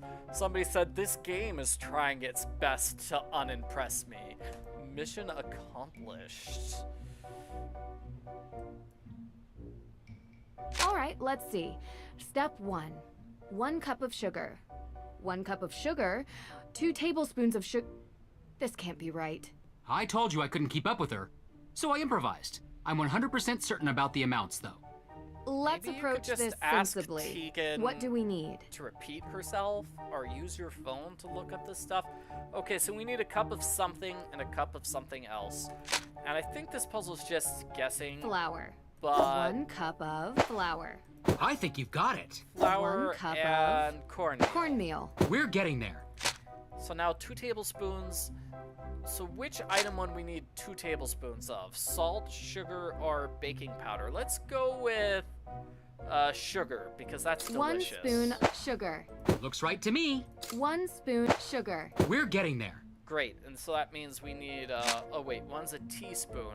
So what's the teaspoon? Is it gonna be salt or baking powder? What's the smaller thing? I think it's gonna be 1 teaspoon. Like, you crossed out baking powder, so it's gotta be salt. 1 teaspoon of salt. Looks right to me. Hey, 1 I solved spoon the puzzle. of baking powder. Joe just really wanted to participate here. Looks right to me. That looks great. Let's tackle the next step. Yeah, if the Hardy Boys had been in this game all along, All right. I feel like that would have Second step. improved things. We have to fill the bowl until the 8 weight ounces is of just milk. Quick heads All up. right. This 8 ounces of milk. Okay. Well, that was easy. And then melted butter is 0.5. So that's 8.5. Now we want vanilla 0.2 and a dash of nutmeg. Where's vanilla? This looks just like that salt from earlier. So 2 things of vanilla there.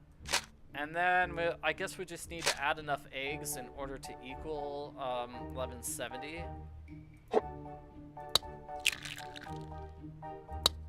Done. That looks great.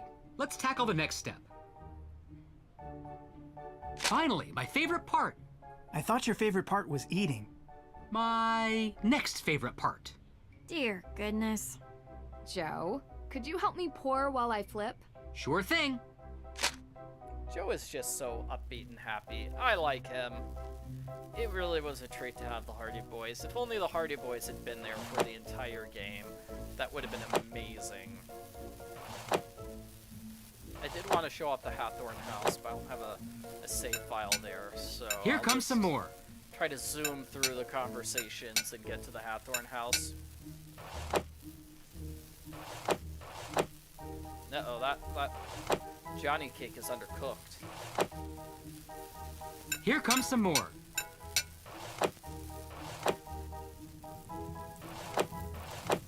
Oh, Is jeez. all this smoke coming from the pancakes? They're Johnny cakes, Deirdre, not pancakes. Is all this smoke coming from the pancakes? Only a few more. All done. They look We're super done. tasty. Hooray. Let's eat. We don't actually get to eat them, which is sad. I wish we did get to eat those. They look delicious. Let's see. No, I don't wanna make more Johnny This cakes. one looks fun. I don't wanna make more Johnny Who deserves cakes. the Johnny? So this is an optional puzzle. You can make Johnny cakes, any of those Johnny cakes.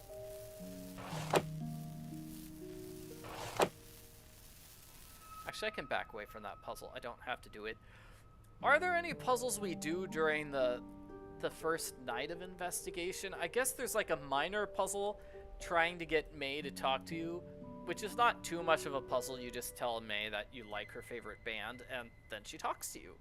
But that's, I feel like that's it for the first, like, conversation, like the first night of the game. Because then you head towards the Hawthorne house and you meet Lauren Holt, and you talk to her, and that's basically it. There are some scary scenes, too, afterwards. Ooh, these smell delicious. Great And job, I do Nancy. like how we can make Frank These look disappear just by looking amazing. at the ground. Okay. It's always a May. fun one. These are the Hardy brothers, Frank and Joe. We're very interested in your case. Uh-huh. They're good friends of mine. They're going to help us with the investigation. The more people we have working on this, the better chance we have of solving the case. Cool. I think that's it Joe, for May. you in this need to learn how to conversation. cook. Does she talk Maybe let Frank again teach you. after Otherwise, that? how are you going to impress anyone? Solving crimes impresses people. So does committing them. What? It's true. Not saying I'm impressed by that. Just stating a fact. I prefer someone who possesses a deep intellectual appreciation and table manners. You want to be impressed? We should finally show her our business plan for our new business. What? It's very businessy. What? What is it? Well, Joe and I have been talking recently about making things a bit more official. Since we're always called to It solve is funny how crimes, we Deirdre thought that just maybe we casually should slips start getting in. paid for it. You know what? If you committed We're starting our crimes, very I'd be own more detective impressed. agency. What? License, insurance, the whole thing. And And we want to know if you'd be interested in being a partner. A partner? Hey, table that. All right, Drew. Why not update everyone on where we're at? We never get fully... I mean, they never fully resolve the story. The Hardy Boys are starting their own detective agency, and they want Nancy to be a part of it. And at the end of the game, they're like, they still want Nancy to be a part of their detective agency that they're forming, and that's it. We don't actually move forward with that storyline, which makes me sad, because that was one of the storylines. There's Frank disappearing again. Yeah, and May is just going to stand here and not really pay attention for the rest of the conversation. So let's zoom through this. One thing I'd like to do, if it's all... So Deirdre's going somewhere. Sure. The Hardy Boys I'm are sure. checking out the cemetery. the We're descendants talking of about the accused the witches. theft That's from the All right. judge's What else? office.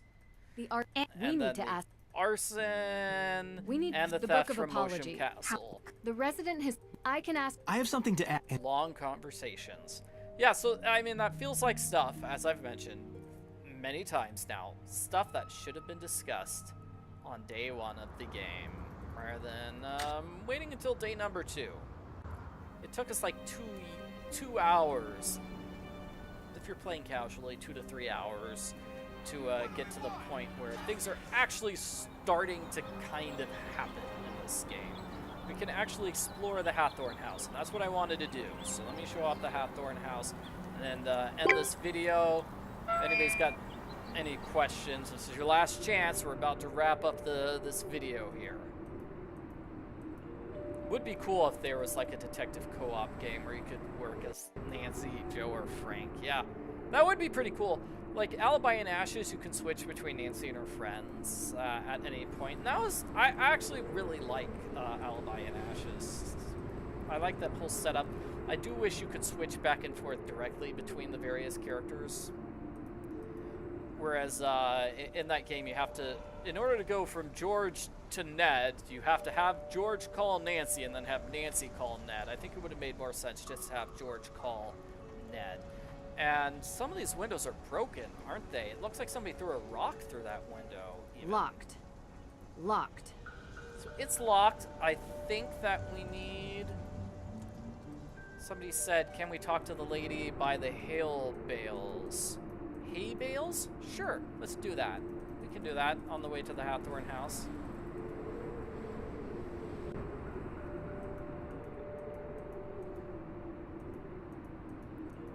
Alright, where's our hay lady?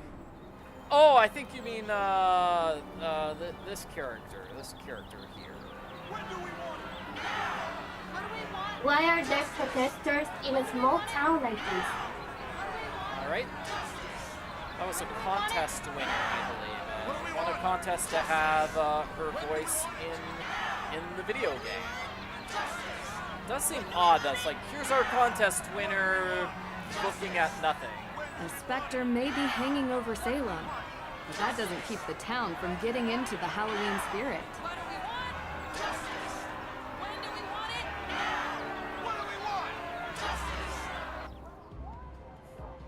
So what we need to do is, I think we Miss talked Drew. to Hi, Alicia Ellie. Oh, great. about Have you? Ugh. But I don't. to get the key. I'm sure. Yes, unbelievable. I don't mean, know. Where do we get to? Maybe we need to talk to Lauren no, first. all I'll to say get the key from Alicia. And wow, lots of conversations here. No. I will try to get that key. Don't worry. I did want to explore that Hawthorne Oh no. house. Well, yeah. I was in. You're. You know, if you're Long conversations. I feel was like at part of the reason this conversation no. with Alicia is so long is because that's basically our only real chance to talk to her. We don't get to talk to her on day number 3 of the game. This is basically our only chance, and so they just threw all of her possible conversations together like that. Here's Lauren. You're here? Yes.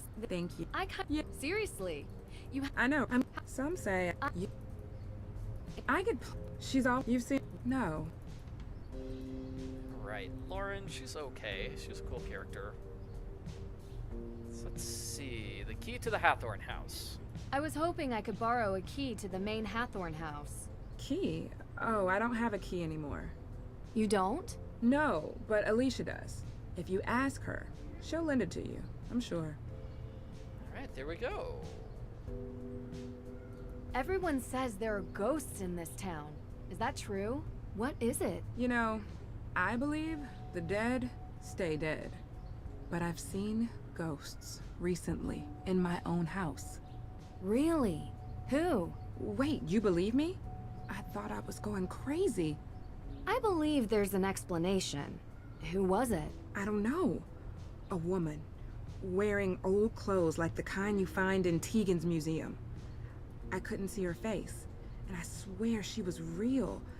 I could hear her, I could feel her. She smelled like rotten fruit or something. You know, that gray, moldy smell that hits you in the back of your throat? Yeah, that. Huh. That's pretty specific, actually. More specific than anyone else I've talked to. I saw her in the Hawthorne house. Watch out for her. She'll come to you. No doubt in my mind. See you later. I do like Lauren's character design. Lauren's pretty cool. I wish she was there on the first day of the game, but she's not.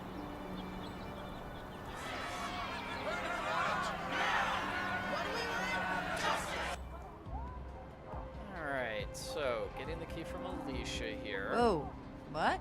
We don't knock anymore? You left your door open. Actually, that was Damien Faulkner. He's my intern. You have an intern? I haven't seen him. He's around. Someone has to make the coffee here. I'm swamped most days, and I could barely trust Judge Danforth with a flashlight. Oh, I mean, he's not that inept. You're right. That was mean. Anyway, what can I help you with? We never do meet that Damien, do we? We get to talk to him on the phone because he claims that he's Tegan's alibi because they're dating each other and they were watching a movie that night. That's what we call him for, I think. But the law, it's the. And we got the key to the Hawthorne house now. What do we want? Justice! When do we want it?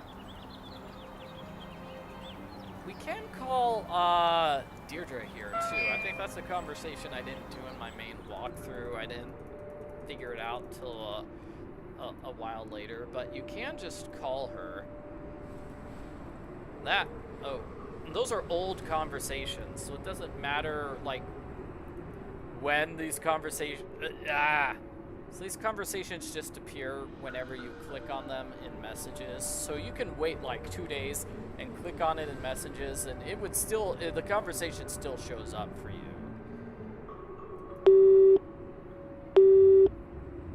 Hello? Deirdre? Help me! Deirdre! I got you. Deirdre 1, Nancy 0. Ugh, you're so gullible. It's not funny. Come on. Yes, it is. You know what? I like it. Because now I know how much you care. Of course I care, Deirdre. Despite your best efforts. Well, anyway, I have some information for you.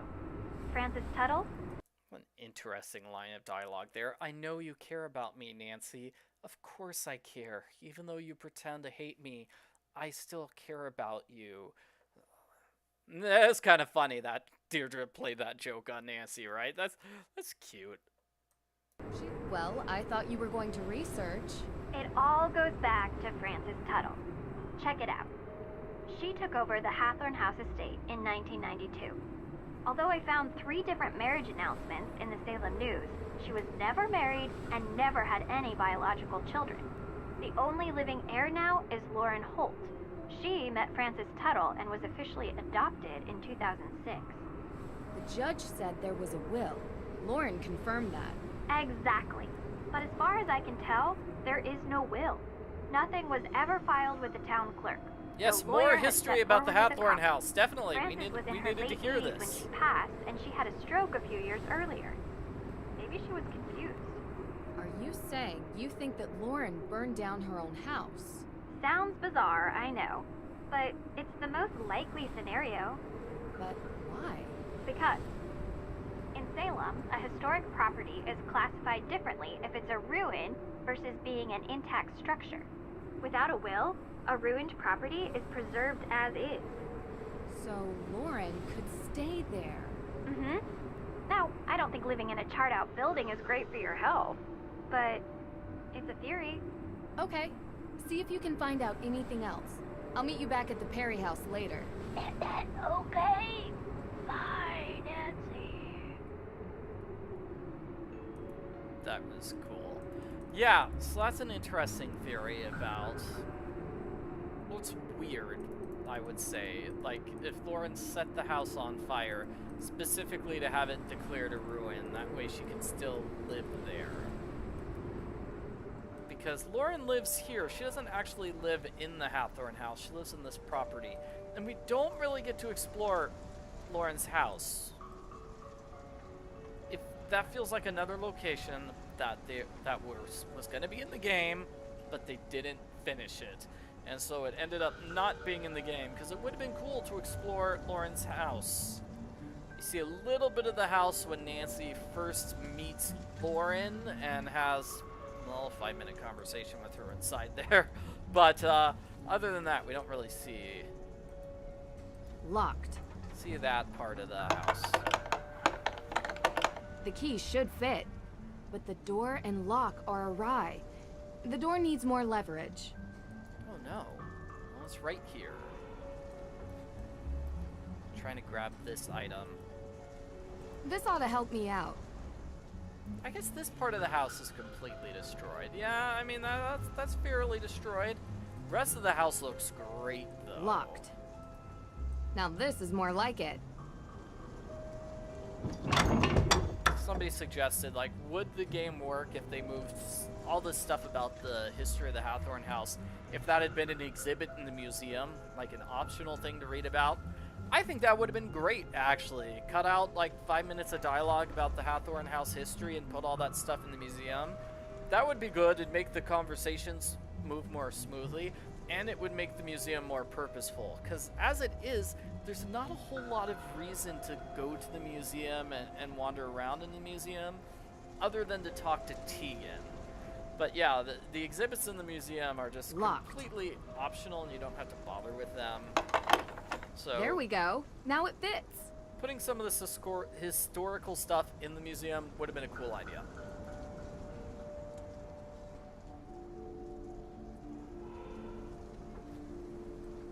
Alrighty, so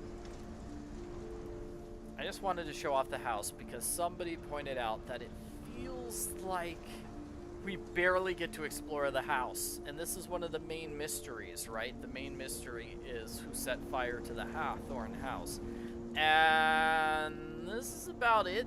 This is about all we can explore.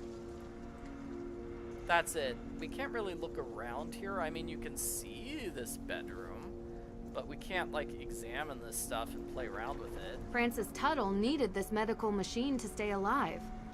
I wonder what will happen to it now. I don't know. It would be cool if we could, like, zoom in here and solve puzzles. Ew, there are bugs there. Or read some of the stuff, or really explore. It feels like this is just another place that they didn't finish making in time, and they cut out, like, half of the house.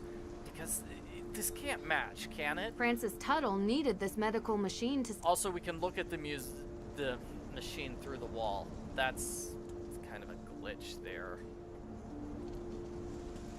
So does the inside of the house match the outside of the house? How far... Let's check. How far does the outside of the house go? Oh yeah, well, here we go. So, second floor of the house. We've got rooms here. 1, 2, 3, 4. Like, ooh, even a little attic area. Oh, and there's a little chimney, too. Oh, there's another chimney over here as well. So, plenty of rooms that we don't really get to explore in this house. They must exist. That happens with several Nancy Drew games, though, if you look at a building from the outside compared to the inside. Like Curse of Blackmore Manor. There has to be a bathroom in Blackmore Manor somewhere, right? But we never really see it.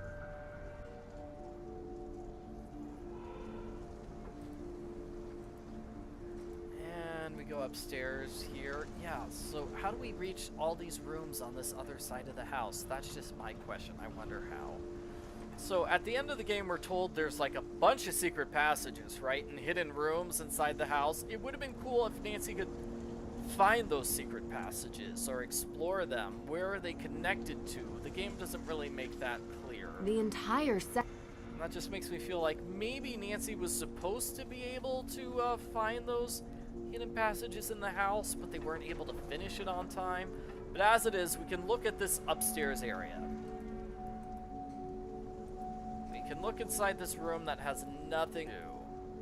We can look inside this first room. It has this very obvious jacket here. That's the one we're going to be finding in the crime scene. A brand new jacket. It's Olivia's jacket. And then this puzzle An here. old secretary desk. Let's see. There's this mirror. Someone painted laurels on the mirror glass. But why? Puzzle is to look in the mirror, find the laurels, and then An old open up secretary desk. Roaring 20s, maybe. That lets Nancy know you can just tap on that area to find this letter. The desk and the mirror perfectly survived through the fire. That's convenient because we have this puzzle there. So this is a letter from Francis Tuttle to Lauren. It's got the clues for a puzzle, like Midwinter and Samhain. So towards the end of the game, there's a puzzle about times of the year, and that's what those clues are for. On the back side of the letter, it says the will is in the house. The will is in the house. Nancy, a letter written in Francis Tuttle's own hand. Nancy can't give this letter to the judge, even though that's relevant, and that would affect the case. Another weird thing about this game is that the judge is the one who decides that May should be arrested or not. Why is the judge the one who makes that decision? And why does the judge wait like 3 days before making that decision too? Yeah, I don't know. So anyway, yeah, we need to remember this piece of paper for hours and hours later. The will's made of paper, survived in the secretary desk.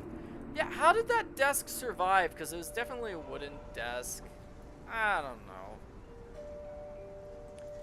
And why was Olivia's jacket in the house anyway? It does look like it was kind of burned. Huh. We do find Olivia's card there, right? Isn't it inside one of these pockets or something? Here it is. Oh, hello. A business card. Where did I click in order to find that?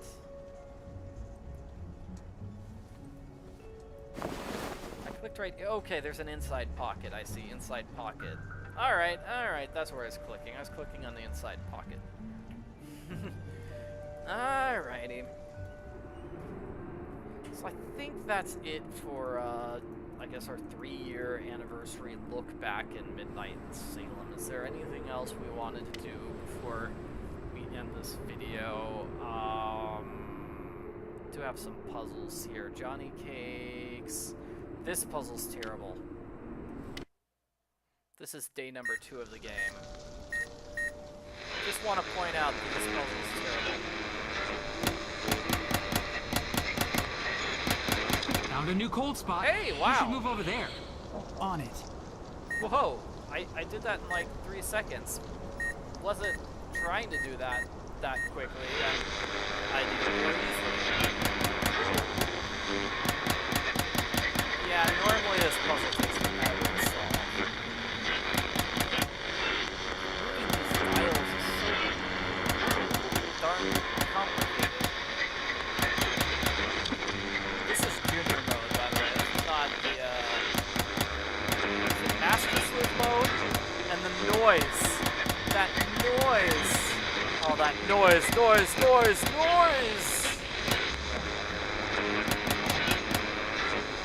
Okay, this looks close enough. No.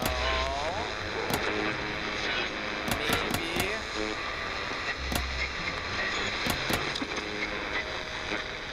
Oh, come on. How's that that not a perfect match?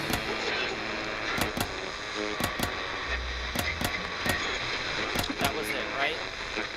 That is somehow not it. It is so loud, isn't it?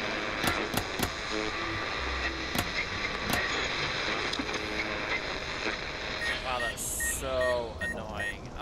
In settings, you can switch from Amateur Sleuth to Master Sleuth. And let me show the Master Sleuth. In the Master Sleuth version of this puzzle, you have 2 extra settings here. You flip this thing in the middle.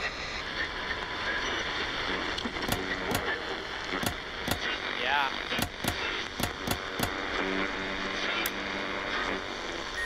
So that's a huge pain. Did want to point that out.